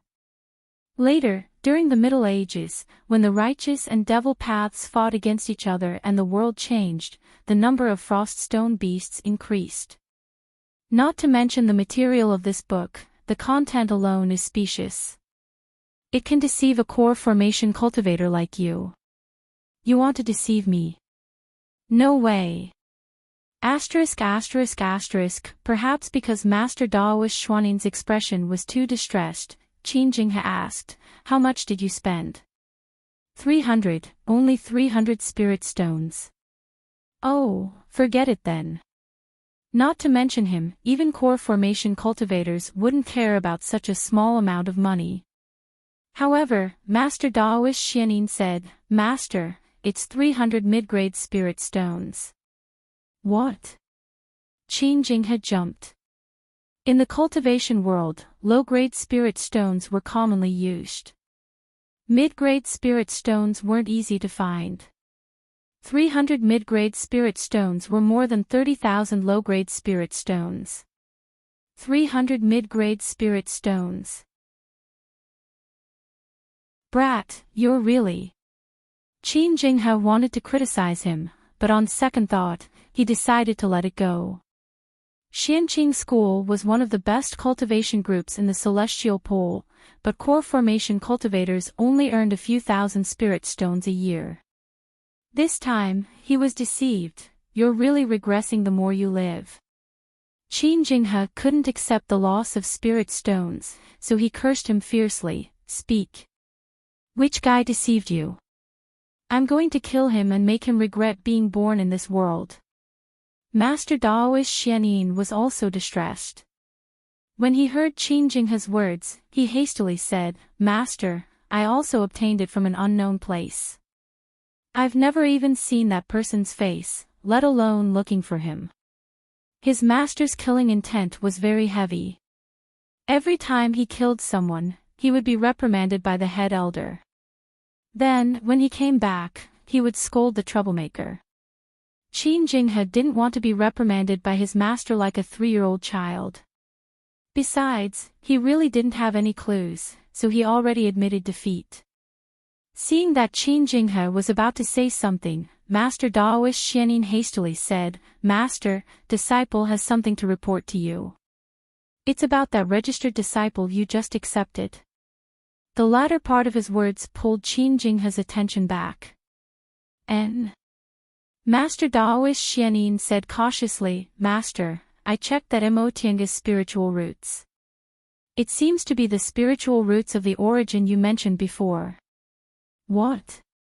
Qin Jinghe glared at him. Spiritual roots of the origin. You mean the spiritual roots of the origin that have all 5 spiritual roots and are equally strong and weak? Yes. Master Daoist Xianin looked at his expression and said doubtfully, Master, what's so mysterious about this spiritual root? I remember you said the spiritual roots of the origin is one of several kinds of special spiritual roots. It's not inferior to mutated spiritual roots and single spiritual roots. Unfortunately, it hasn't appeared in a long time. Qin Jinghe didn't answer him. Instead, he muttered to himself in disbelief, spiritual roots of the origin. This girl is interesting. Purine constitution is already hard to come by in 1,000 years, and spiritual roots of the origin haven't appeared in several thousand years. Unexpectedly, both of them appeared in her body. After thinking for a while, he remembered that his disciple was still here, so he said to Master Daoist Xianin, Do you know what Dao is when we cultivate? This question stunned Master Daoist Xianin for a moment. Xianqing school was a Dao school. When disciples entered the school, even if they were part-time disciples, they had to start with Daoist scriptures. The question, what is Dao, was both shallow and deep. Any disciple in the school could answer it, but even nascent soul cultivators couldn't give an exact answer. It was rare for Qin Jinghe to have the demeanor of a nascent soul cultivator.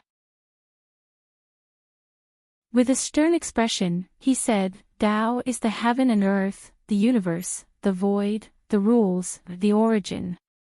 It can even be considered as anything. However, in the distant past era, the so-called Dao mainly contained one meaning, balance. The so-called balance is balance, checks and balances, as well as permanence and eternity. With balance, the world can exist. With checks and balances, the rules can be maintained. Only in this way can the world be eternal. Master Daoist Xianin was startled. So, this spiritual roots of the origin is a kind of existence that completely conforms to the Dao of the distant past era? Qin Jinghe nodded slightly. Yes. With our current cultivation method, the fewer spiritual roots we have, the better it is because the spiritual aura entering the body counteracts each other. However, in the distant past era, there was another cultivation method. This. Master Daoist Xianin was dumbfounded. In other words, in the distant past era, this kind of spiritual roots of the origin was actually a heaven-gifted talent. Qin Jinghe heaved a sigh. Unfortunately, the distant past era was too long ago. In the Middle Ages era, the cultivation method was already changed. Nowadays, it's impossible to know the cultivation method of balance. This child. What a pity.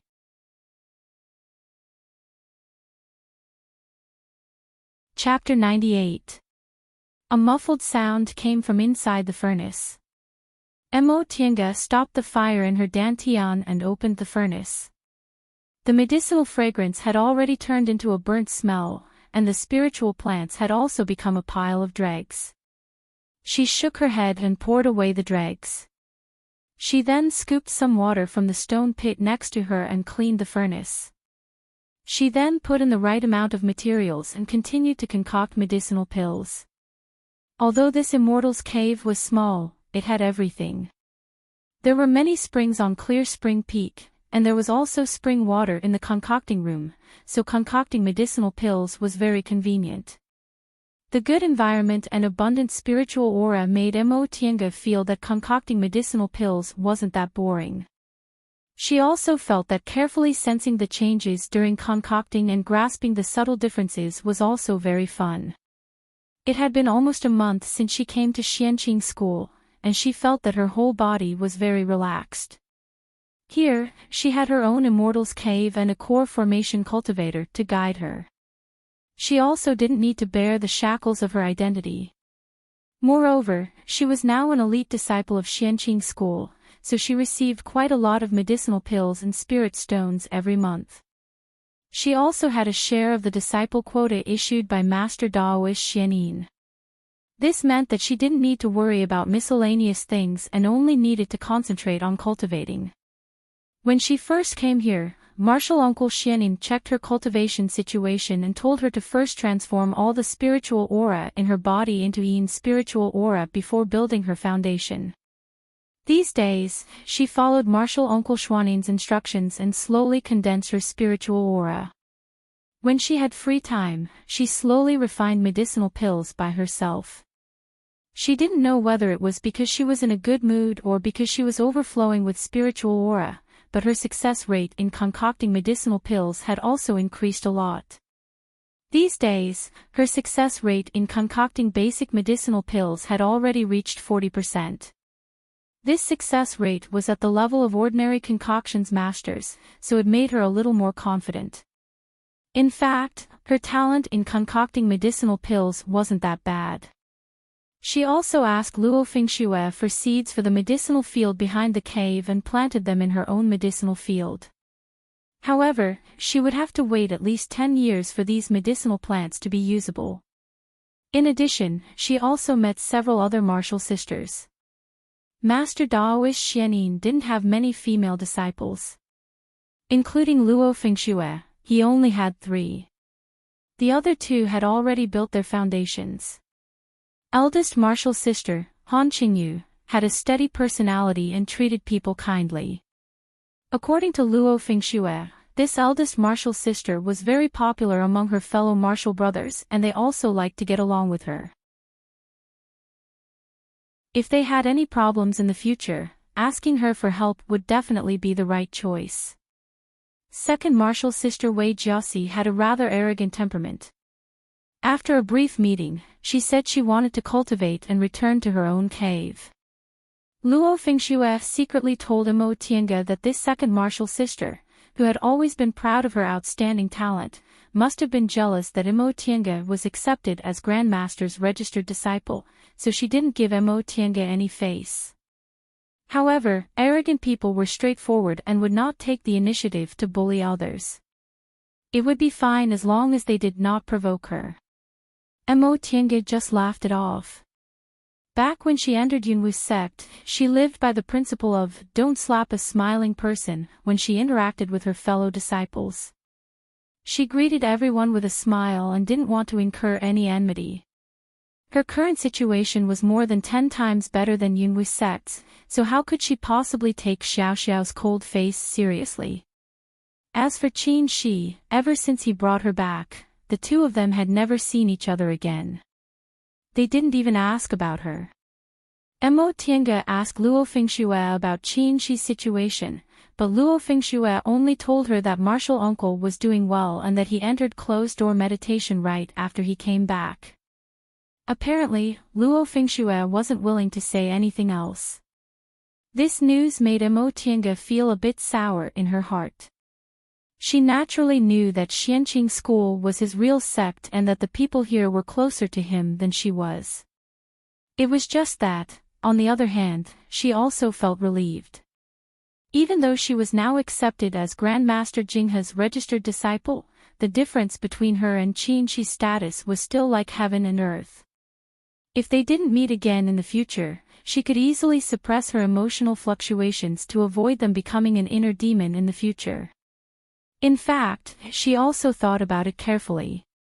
Was this kind of feeling really the love between a man and a woman? She really hadn't experienced it before. She just felt that Qin Shi was a bit more special than other people. She liked to see him very much and was somewhat reluctant to part with him when they were apart. But on second thought, she also felt that if he didn't exist and she didn't see him again, it wouldn't be so hard to bear. In the end, even she herself was confused. Maybe she was just worrying too much. Maybe she was just very grateful because he saved her in a desperate situation. Besides, when she was in pain from losing second uncle, he was by her side. Maybe she just transferred her feelings for second uncle to him. Inside the concocting room, the medicinal fragrance gradually became stronger. Mo Tiange sensed that the medicinal pills inside the furnace had already taken shape, so she withdrew her thoughts. She silently calculated in her heart and opened the furnace the moment she got the right control. Several light-colored medicinal pills lay at the bottom of the furnace, each of them clear and transparent. She picked up these medicinal pills, fiddled with them for a while, then poured them into the prepared jade bottle with satisfaction. The raw materials she bought in Tiandao sect were all used now, and her pill concocting skills also improved rapidly. Concocting these basic medicinal pills was no longer a problem, so she could try to concoct higher-level medicinal pills. She stopped concocting and adjusted her breath for a while in the concocting room, preparing to go out for a trip after she was done. Aside from the small town at the foot of the mountain, Xianqing School also had a small market square specially prepared for disciples. All the shops were opened by the school, and the people who came here were all disciples. The things they sold were of good quality and cheap. More importantly, it was very safe to do business here. Before she finished adjusting her breath, the formation outside the cave fluctuated and a sound-transmitting talisman flew in. Mo Tiange took it. The talisman burned without fire, and a familiar voice rang in her ears, "Junior Marshal Brother Yi, I'm outside." Her heart skipped a beat, but she didn't feel happy. Instead, she frowned. She really didn't want to see Qin Shi right now. But he was already at the door, so how could she not see him? She sighed, stood up, straightened her clothes, and tried to show a normal smile. When she felt her mood didn't fluctuate, she went to the entrance of the cave. The stone door opened, and a person with his hands clasped behind his back appeared with his back facing her. He was wearing a loose robe with big sleeves, and his posture was tall and straight. Just by looking at his back, she could already feel his heroic spirit. His gaze was currently focused on something in the distance. When he heard the sound of the stone door opening, he turned around. Mo Tiange was dumbfounded when she turned around. She was familiar with the face of the person in front of her, but he gave off a completely unfamiliar feeling. She couldn't help but feel puzzled as she looked at the person in front of her. In terms of clothes, although the black clothes of ordinary Yunwu sect disciples were a bit plain, they weren't ugly. Why did this senior martial brother Qin look so inconspicuous before? Now, just by changing his attire, he felt that he was elegant and noble. She had never seen Lord Daoish Jinghe, but if she did, she would definitely find that Qin Shi's current appearance was 50 to 60% similar to Lord Daoish Jinghe. While she was sizing up Qin Shi was also sizing her up. For a moment, amazement flashed in his eyes. He didn't expect that this junior martial brother Yi, who didn't seem to have any makeup, would actually be so elegant and beautiful after changing into women's clothes. In fact, he also saw her wearing women's clothes several months ago, but at that time, she was too disheveled, so she quickly changed back into men's clothes, so he couldn't remember what she looked like afterwards. However, it only lasted for a moment before he reacted. He smiled naturally and said, "Junior martial brother Yi, you look much better in women's clothes than before." Qin Shi's praise was too magnanimous, making Mo Tiange feel a bit ashamed of her own thoughts. Whether it was his attitude or the way they got along, Qin Shi still treated her as junior martial brother Yi. Compared to him like this, she felt she wasn't sincere enough. Therefore, she also adjusted her mentality and teased him with a smile. "Senior martial brother Qin's appearance is also very different today.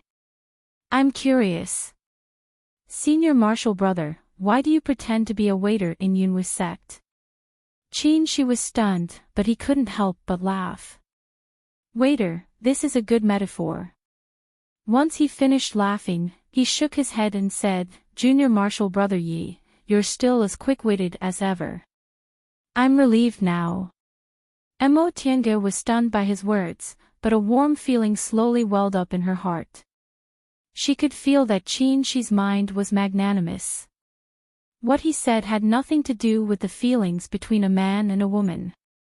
This was a kind of concern without any ulterior motives, so it made her feel even more warm.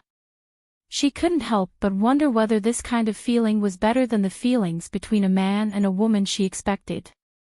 Junior Marshal Brother Yi. Upon hearing his voice, Mo Tiange finally realized the two of them had been standing at the door. She hastily moved to the side and said, "Sorry, Senior Marshal Brother Qin. Come in and take a seat." "No." Qin Shi looked around and said implicitly, "I came to deliver something." Several senior marshal sisters lived here, so Mo Tiange understood he wanted to avoid arousing suspicion, so she didn't force him. She just smiled and said, "Senior Marshal Brother Qin, do you have any treasures to give me?" Qin Shi took out a half-foot square box inlaid with gold and jade from his Qiankuan bag and handed it to her. "I went into closed-door meditation to stabilize my realm after I came back, so I never thought about it. Now that I'm out of closed-door meditation, I finally remembered that your identity is different now and you might need these things." His expression was very strange, and his eyes seemed to be wandering, as if he was embarrassed. Mo Tiange felt even more baffled. She took the box suspiciously, opened the lid, and was stunned. Qin Shi coughed and said, "These aren't treasures. These are just gifts from the secular world's Qin clan.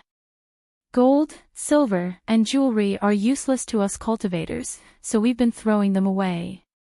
But presumably, you female cultivators still need them." Mo Tiange picked up a hairpin from the box. It was made of light green warm jade and had a bright luster. There were no unnecessary carvings on it. It was simple, elegant, and exquisite. She never thought someone would actually give her something to dress up after she regained her female body. She was excited, but she just slowly exhaled and closed the box. She then looked up and said with a smile, "Thank you. I've never used such precious things." Seeing her calm reaction, Qin Shi heaved a sigh of relief and also smiled. "What precious? They're just some mundane things. It's good if you have some use for them. How is it not precious? This is the first time I've received jewelry." Mo Tiange suddenly stopped talking because she felt these words seemed a bit ambiguous.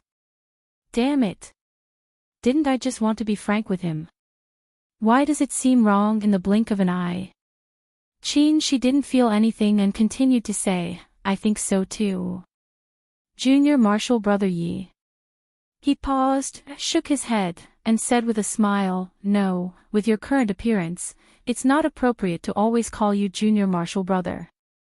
And Junior Marshal Sister Mo." Mo Tiange was stunned. This seems a bit strange. True. Qin Shi raised his head and thought for a moment. How about we called each other by their names? Xiaotian or Tiange? Ha! This, seeing her expression, Qin Shi couldn't help but laugh. "It's just a joke, but I really don't know how to call you in the future." This was indeed a problem. In the future, he couldn't always call her Junior Marshal Brother Yi. It would make other people feel strange. Actually, I don't mind calling you by your name. In any case, he also called Feng Shuai by her name, so it wouldn't be strange if he called her by her name. Really? Then I'll... He stopped talking and looked to the side. At that moment, a person came out of the Immortals' cave next to them. She seemed to sense there were people here, so she looked over curiously. It was Second Marshal Sister Wei Jiaxi. Qin Shi calmly turned around and said with a smile, "I'll go back first. Next time you need me, just send me a sound-transmitting talisman." Since there were other people watching from the side, Mo Tiange naturally wouldn't make him stay. She politely said, "Thank you for today. See you later." Qin Shi nodded and walked away. When he was far away, Mo Tiange turned around and greeted Wei Jiaxi with a smile. Senior Marshal Sister Wei. Wei Jiaxi's expression was a bit strange. There was shock, confusion, and displeasure on her face. In the end, she just gave Mo Tiange a faint glance and entered the Immortal's cave.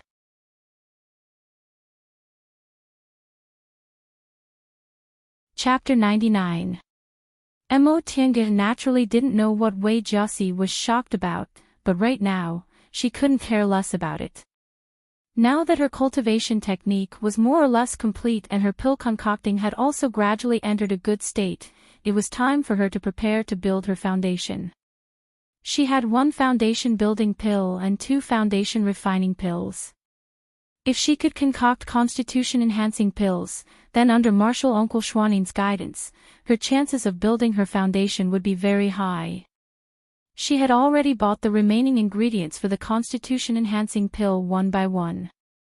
Now, she only lacked the other 500-year-old spiritual herb, green fern.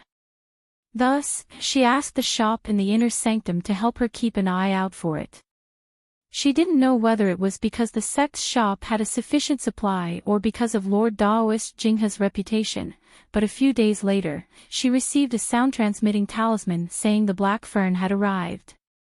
Mo Tiange hurriedly packed her things then went to the inner school market square. The inner sect market was on the main peak. It wasn't big and only had 2 streets. However, there were many disciples and people coming and going. It was very lively. Most of the shops here were opened by the various peaks, and the disciples of the peaks could get discounts in the shops. In addition, disciples who wanted to sell things could directly set up a small stall on the side of the street. It was very convenient. The law enforcement hall would protect anyone who bought or sold here. If anyone was found to be selling or buying or selling by force, they would be ordered to refund their money.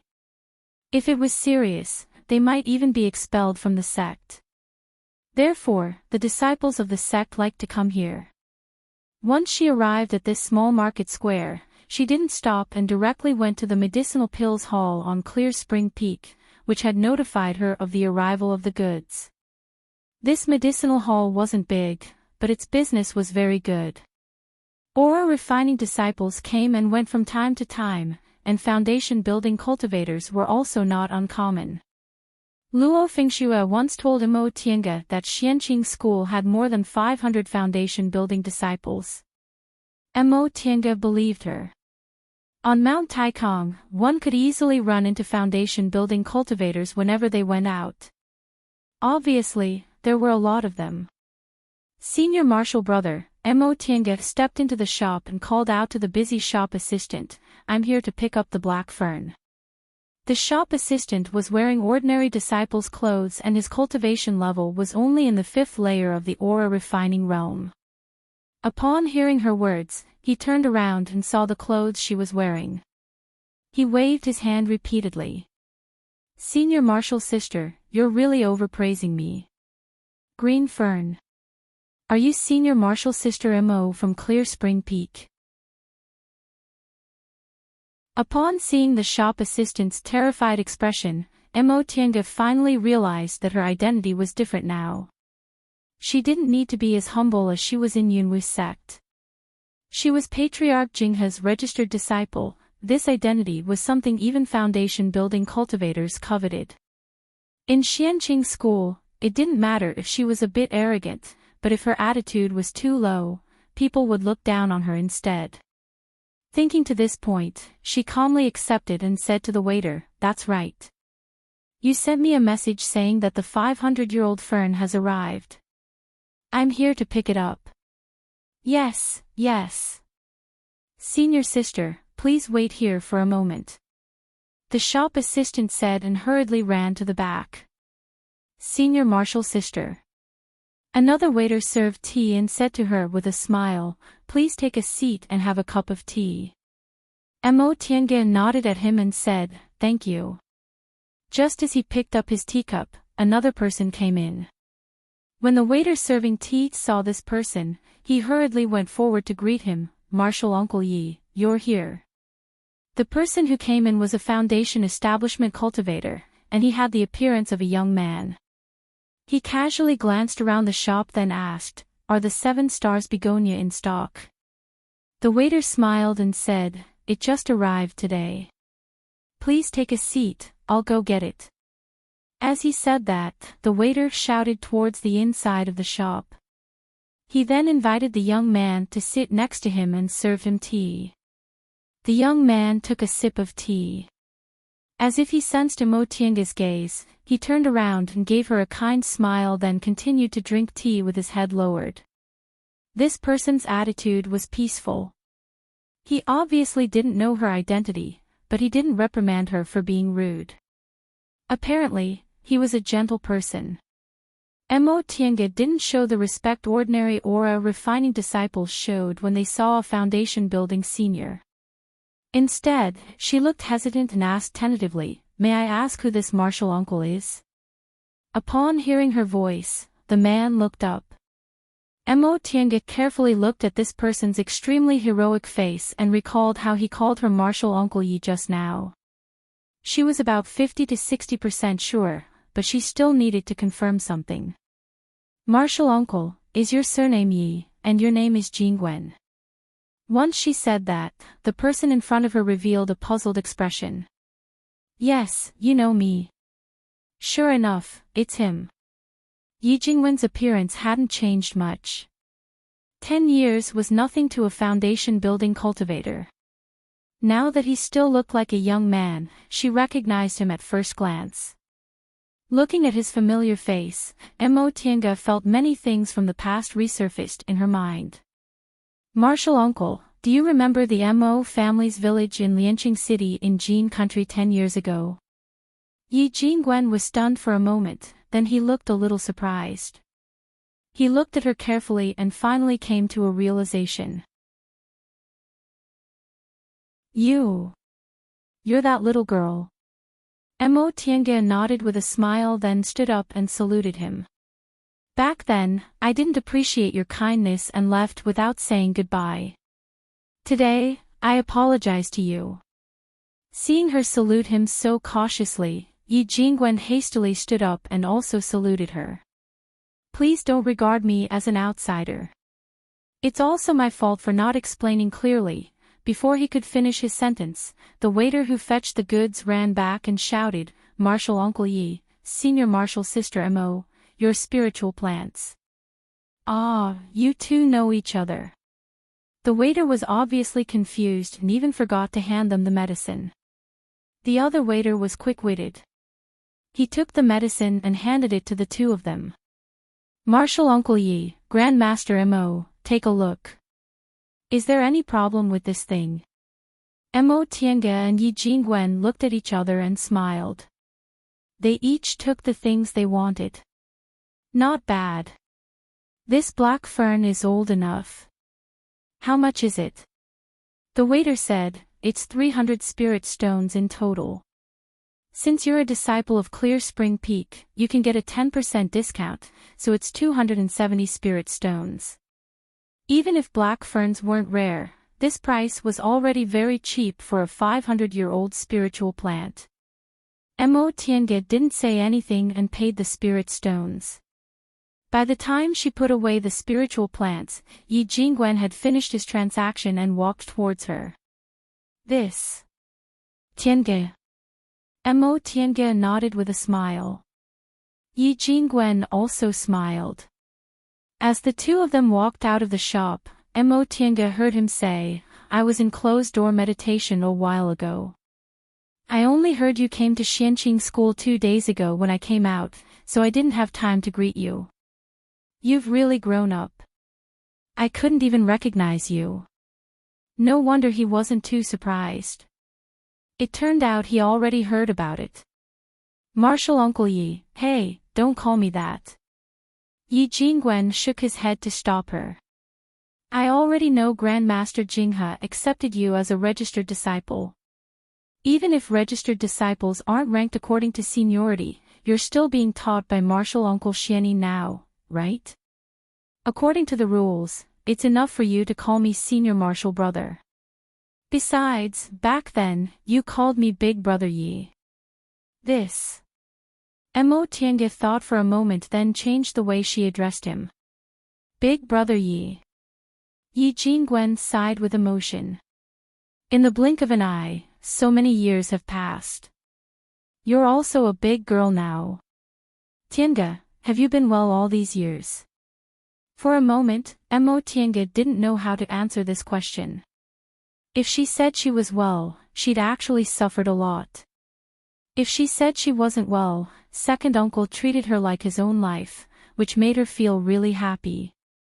I've been doing okay. Yi Jingwen could see her complicated expression, so he thought she'd had a hard time all these years. He sighed and said, "It's my fault for not explaining things clearly back then. After the two of you went missing, I didn't understand what happened. It wasn't until I heard about you 2 days ago that I finally knew there was such a reason. In fact, Mo Tiange felt very sorry for what happened back then. She always suspected he had bad intentions. Now that she heard he was confused for 10 years, she couldn't help but feel apologetic. I'm sorry, Big Brother Yi. My second uncle was just worried, so he caused you to fail your mission." Yi Jingwen said, "You don't have to be like that. You left on your own accord, and Senior Marshal Brother Jing from Mount Dongmeng testified for me. I wasn't punished, and Marshal Uncle Shoujing even gave me a lot of benefits. If it weren't for that, how could I have entered the middle stage of the foundation building realm so quickly? Then I have to congratulate Big Brother Yi." Mo Tiange knew Yi Jingwen wasn't very old. Back then, he seemed to be about 30 years old, so presumably, he was only 40 years old now, right? He was already in the middle stage of the foundation building realm at this age, so he could be considered very young. Yi Jingwen smiled and shook his head. "I was just lucky, it wasn't my own ability. On the contrary, you were only in the second layer of the aura refining realm back then, but you reached the peak stage of the aura refining realm 10 years later. You're not any worse than the elite disciples of big cultivation groups." Mo Tiange just smiled. "I just ate a lot of medicinal pills." What she said was the truth. If second uncle didn't make her eat medicinal pills, she would have been in the 6th or 7th layer of the aura refining realm at most. It would have been too early for her to build her foundation. Don't be so modest. If you'd been at Xianqing school all these years, I definitely wouldn't have praised you. Mo Tiange couldn't help but laugh. What he said was true. Others might not know her aptitude, but Yi Jingwen was very clear about it.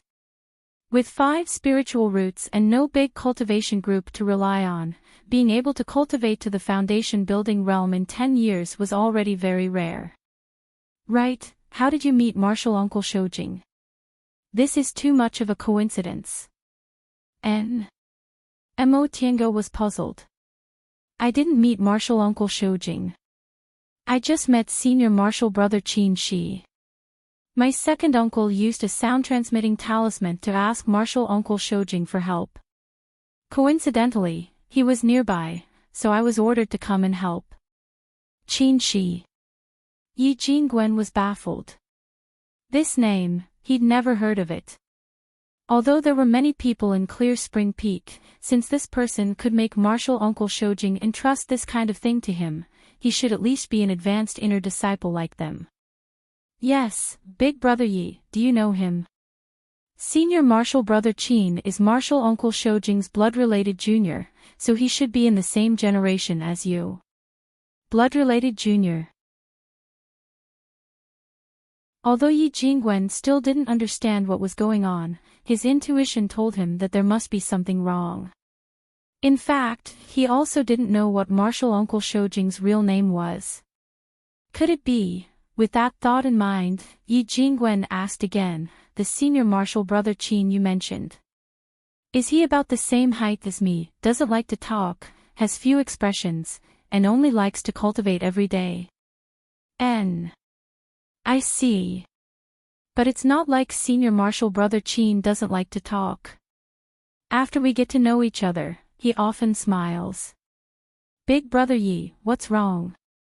Mo Tiange felt a bit strange. Is senior martial brother Qin not popular? Why does everyone look like this when they know I know senior martial brother Qin? It's nothing. Yi Jingwen wiped the sweat from his face and changed the topic. Are you going to build your foundation now? Mo Tiange nodded. Almost. After some time, I'll finish my preparations and enter closed-door meditation to build my foundation. And being well prepared is only good for building your foundation. There's no harm in doing so.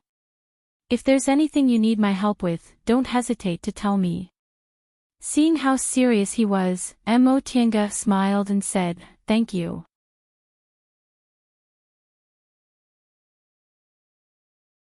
Chapter 100. After reuniting with Yi Jingwen, Mo Tiange often received things from him.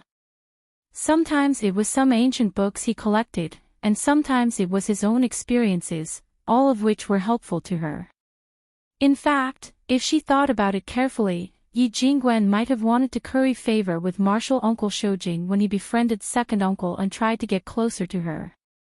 However, Yi Jingwen didn't let them down. Now that he knew she had suffered a lot over the years and that he always looked after her, Mo Tiange only felt grateful towards him. Under martial uncle Xuaning's guidance, Mo Tiange's cultivation was also very smooth. In several months, the spiritual aura in her body had completely transformed into Yin's spiritual aura. Her pill concocting progress was also smooth. Although she wasted a lot of materials, she still managed to concoct constitution-enhancing pills before she ran out of materials. After adjusting her mentality, she reported to martial uncle Xianin that she was going to enter closed-door meditation to build her foundation. In the hall of Master Daoist Xuaning's Immortal's Cave, Mo Tiange and Luo Fengxue stood together in the center. Master Daoist Xianin was sitting cross-legged in the hall with many of his disciples standing on either side. Some were smiling at him while some were expressionless. After a long time, Master Daoist Xianin opened his eyes and looked at the two of them. Mo Tiange looked calm, but Luo Fengxue was a bit excited. Today was the day they would enter closed-door meditation to build their foundation. Coincidentally, Luo Fengxue had already decided to build her foundation in the near future, so the two of them chose the same day. Master Daoist Xianin looked at them for a while then said slowly, the two of you have succeeded in your cultivation. Today, you'll enter closed-door meditation to build your foundation. I'm very pleased that you're about to take a new step forward. Luo Fengxue knelt down and said, it's all thanks to Master's guidance. Mo Tiange also knelt down.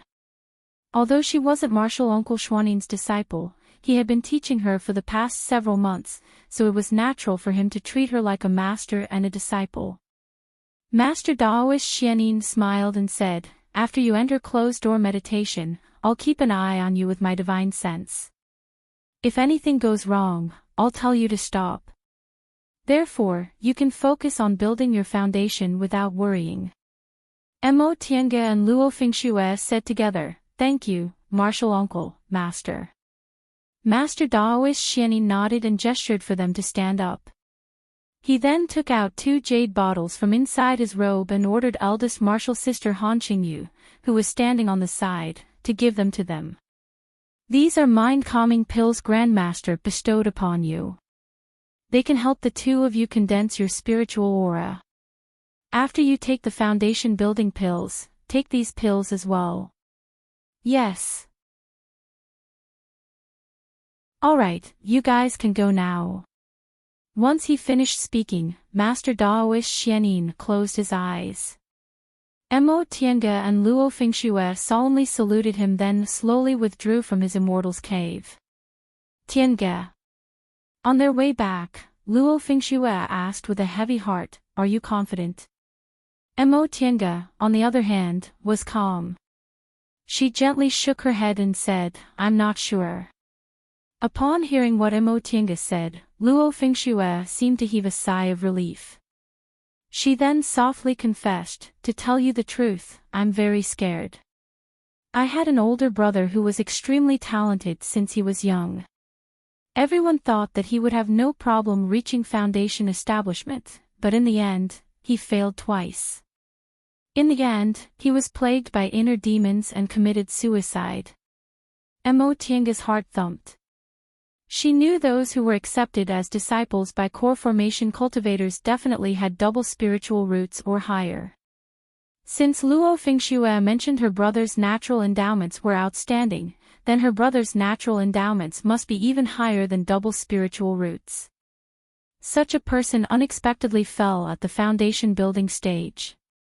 Sure enough, Luo Fengxue continued to speak. "Although I also have double spiritual roots, I've never been able to compare to my older brother since I was a child. In fact, I could have built my foundation 3 years ago, but my mentality was unstable, so Master told me to wait a few more years. I'm really scared to enter closed-door meditation this time." Mo Tiange comforted her. "Senior Martial Sister Luo, don't worry. Foundation building isn't something that can be done overnight. No matter how talented you are, you can't be sure you can build your foundation on the first try. So what if you fail once or twice? We're still young. If we can't succeed once or twice, we'll succeed 3 or 4 times, 5 or 6 times." Upon hearing what Mo Tiange said, Luo Fengxue calmed down a bit. She forced a smile and said, "What you said is reasonable. I'm only 22 now. Foundation building pills are issued every 3 years. Even if I succeed 10 times, I'll still be in my 50s. Exactly." Mo Tiange smiled and said, "Even among elite disciples, many of them only build their foundation when they're 40 or 50 years old, right? Don't be like your older brother. His natural endowments are obviously good and he'll definitely succeed if he persevered, but he was defeated by inner demons." As they spoke, the two of them arrived outside their cave. Luo Fengxue took a deep breath and reached out her hand to Mo Tiange. Mo Tiange understood and also reached out to hold Luo Fengxue's hand. The two of them encouraged each other. "See you in half a year." Once they returned to the cave, Mo Tiange first took a bath and changed her clothes, then burned some incense. She waited until her emotions were calm before she sat down cross-legged. The spiritual aura inside her body slowly flowed along her meridians until it reached her dantian. She emptied her mind and no longer controlled her thoughts. Gradually, she seemed to be able to hear the sound of the wind blowing outside the cave. Her divine sense slowly dispersed in the wind, but it also seemed like her whole body was moving up and down along with the wind. The fragrance of flowers and grass, the sweet smell of the earth, one by one, assaulted her senses. In the end, she couldn't hear anything and couldn't feel anything. The only thing left was the boundless world. At this moment, Mo Tiange first took a heart-calming pill, then took a foundation-building pill, a constitution-enhancing pill, and a foundation-refining pill. The moment the foundation-building pill entered her abdomen, her dantian seemed to burst into flames with a loud bang. A powerful spiritual aura exploded in her dantian and flowed into her meridians. This spiritual aura was really too overbearing. For a moment, Mo Tiange didn't know what to do. Right at that moment, she heard Martial Uncle Xuaning's shout in her mind, "Calm down. Don't resist it. Guide it slowly." Once he shouted, Mo Tiange immediately calmed down. She immediately followed Martial Uncle Xuaning's instructions and used her own spiritual aura to slowly guide this overbearing spiritual aura. At first, this spiritual aura didn't listen to her at all. It was very difficult for her to control 1 or 2 strands of it, but it soon broke free. She wasn't discouraged. In the end, she managed to control a bit of it and slowly increased it. She didn't know how much time had passed, but she finally had complete control over this spiritual aura and guided it to attack her meridians. This attack, however, was incomparably painful. Her meridians were forcibly widened. Every inch of them seemed to be broken, but they were instantly repaired. However, when the next spiritual aura attacked them, they were still broken in an instant. Amidst the incessant pain of being broken and repaired, her meridians widened little by little and became tougher. The impurities inside her body were also pushed out by this powerful force until they were expelled from her body. Her dantian, on the other hand, was on the verge of collapse. It was difficult for it to absorb this huge spiritual aura, but it was stabilized by other forces, allowing her to persevere. Mo Tiange didn't know that Master Daoist Xianin wasn't the only one paying attention to this place with his divine sense. Lord Daoist Jinghe, who was sitting on his dragon couch, muttered to himself, "This little girl isn't honest." The spiritual aura from the foundation building pill exploded, but she actually withstood it so easily. She must have taken some other spiritual panaceas. Qin Shi, who was sitting on the side, cast a glance at her but didn't say anything. Mo Tiange clenched her teeth and endured the pain. She was obviously used to the medicinal power of the foundation building pill, but her dantian still couldn't absorb it. She knew this was related to her aptitude. Martial Uncle Xianin once told her that the better her aptitude was, the faster her dantian could absorb spiritual aura. Therefore, whether she could successfully build her foundation or not depended on whether her dantian could adapt to this impact and absorb it for her own use. A month passed, but Mo Tiange was still resisting this intense pain. 2 months passed, and the impact slowly weakened. Her dantian also stabilized. 3 months passed, and the medicinal power of the foundation building pill in Mo Tiange's body slowly subsided. Qin Jinghe sighed softly. It's really a pity. A heaven-gifted person from the distant past era unexpectedly can't even pass this foundation building hurdle. Qin Shi still didn't say anything, but the expression on his face definitely couldn't be considered happy. They both knew Mo Tiange failed to build her foundation this time. She withstood the pressure on her meridians, but she couldn't completely absorb the medicinal power of the foundation building pill. Her dantian couldn't expand, so it couldn't withstand the spiritual aura of the foundation building realm. "Brat, what are you thinking about?" Qin Shi sat still for a while before answering. If she had a cultivation technique from the distant past era, could she easily build her foundation, or even form her gold core or nascent soul? Qin Jinghe was stunned. "You're right, but I can't be sure. The environment in the distant past era is too different from today's.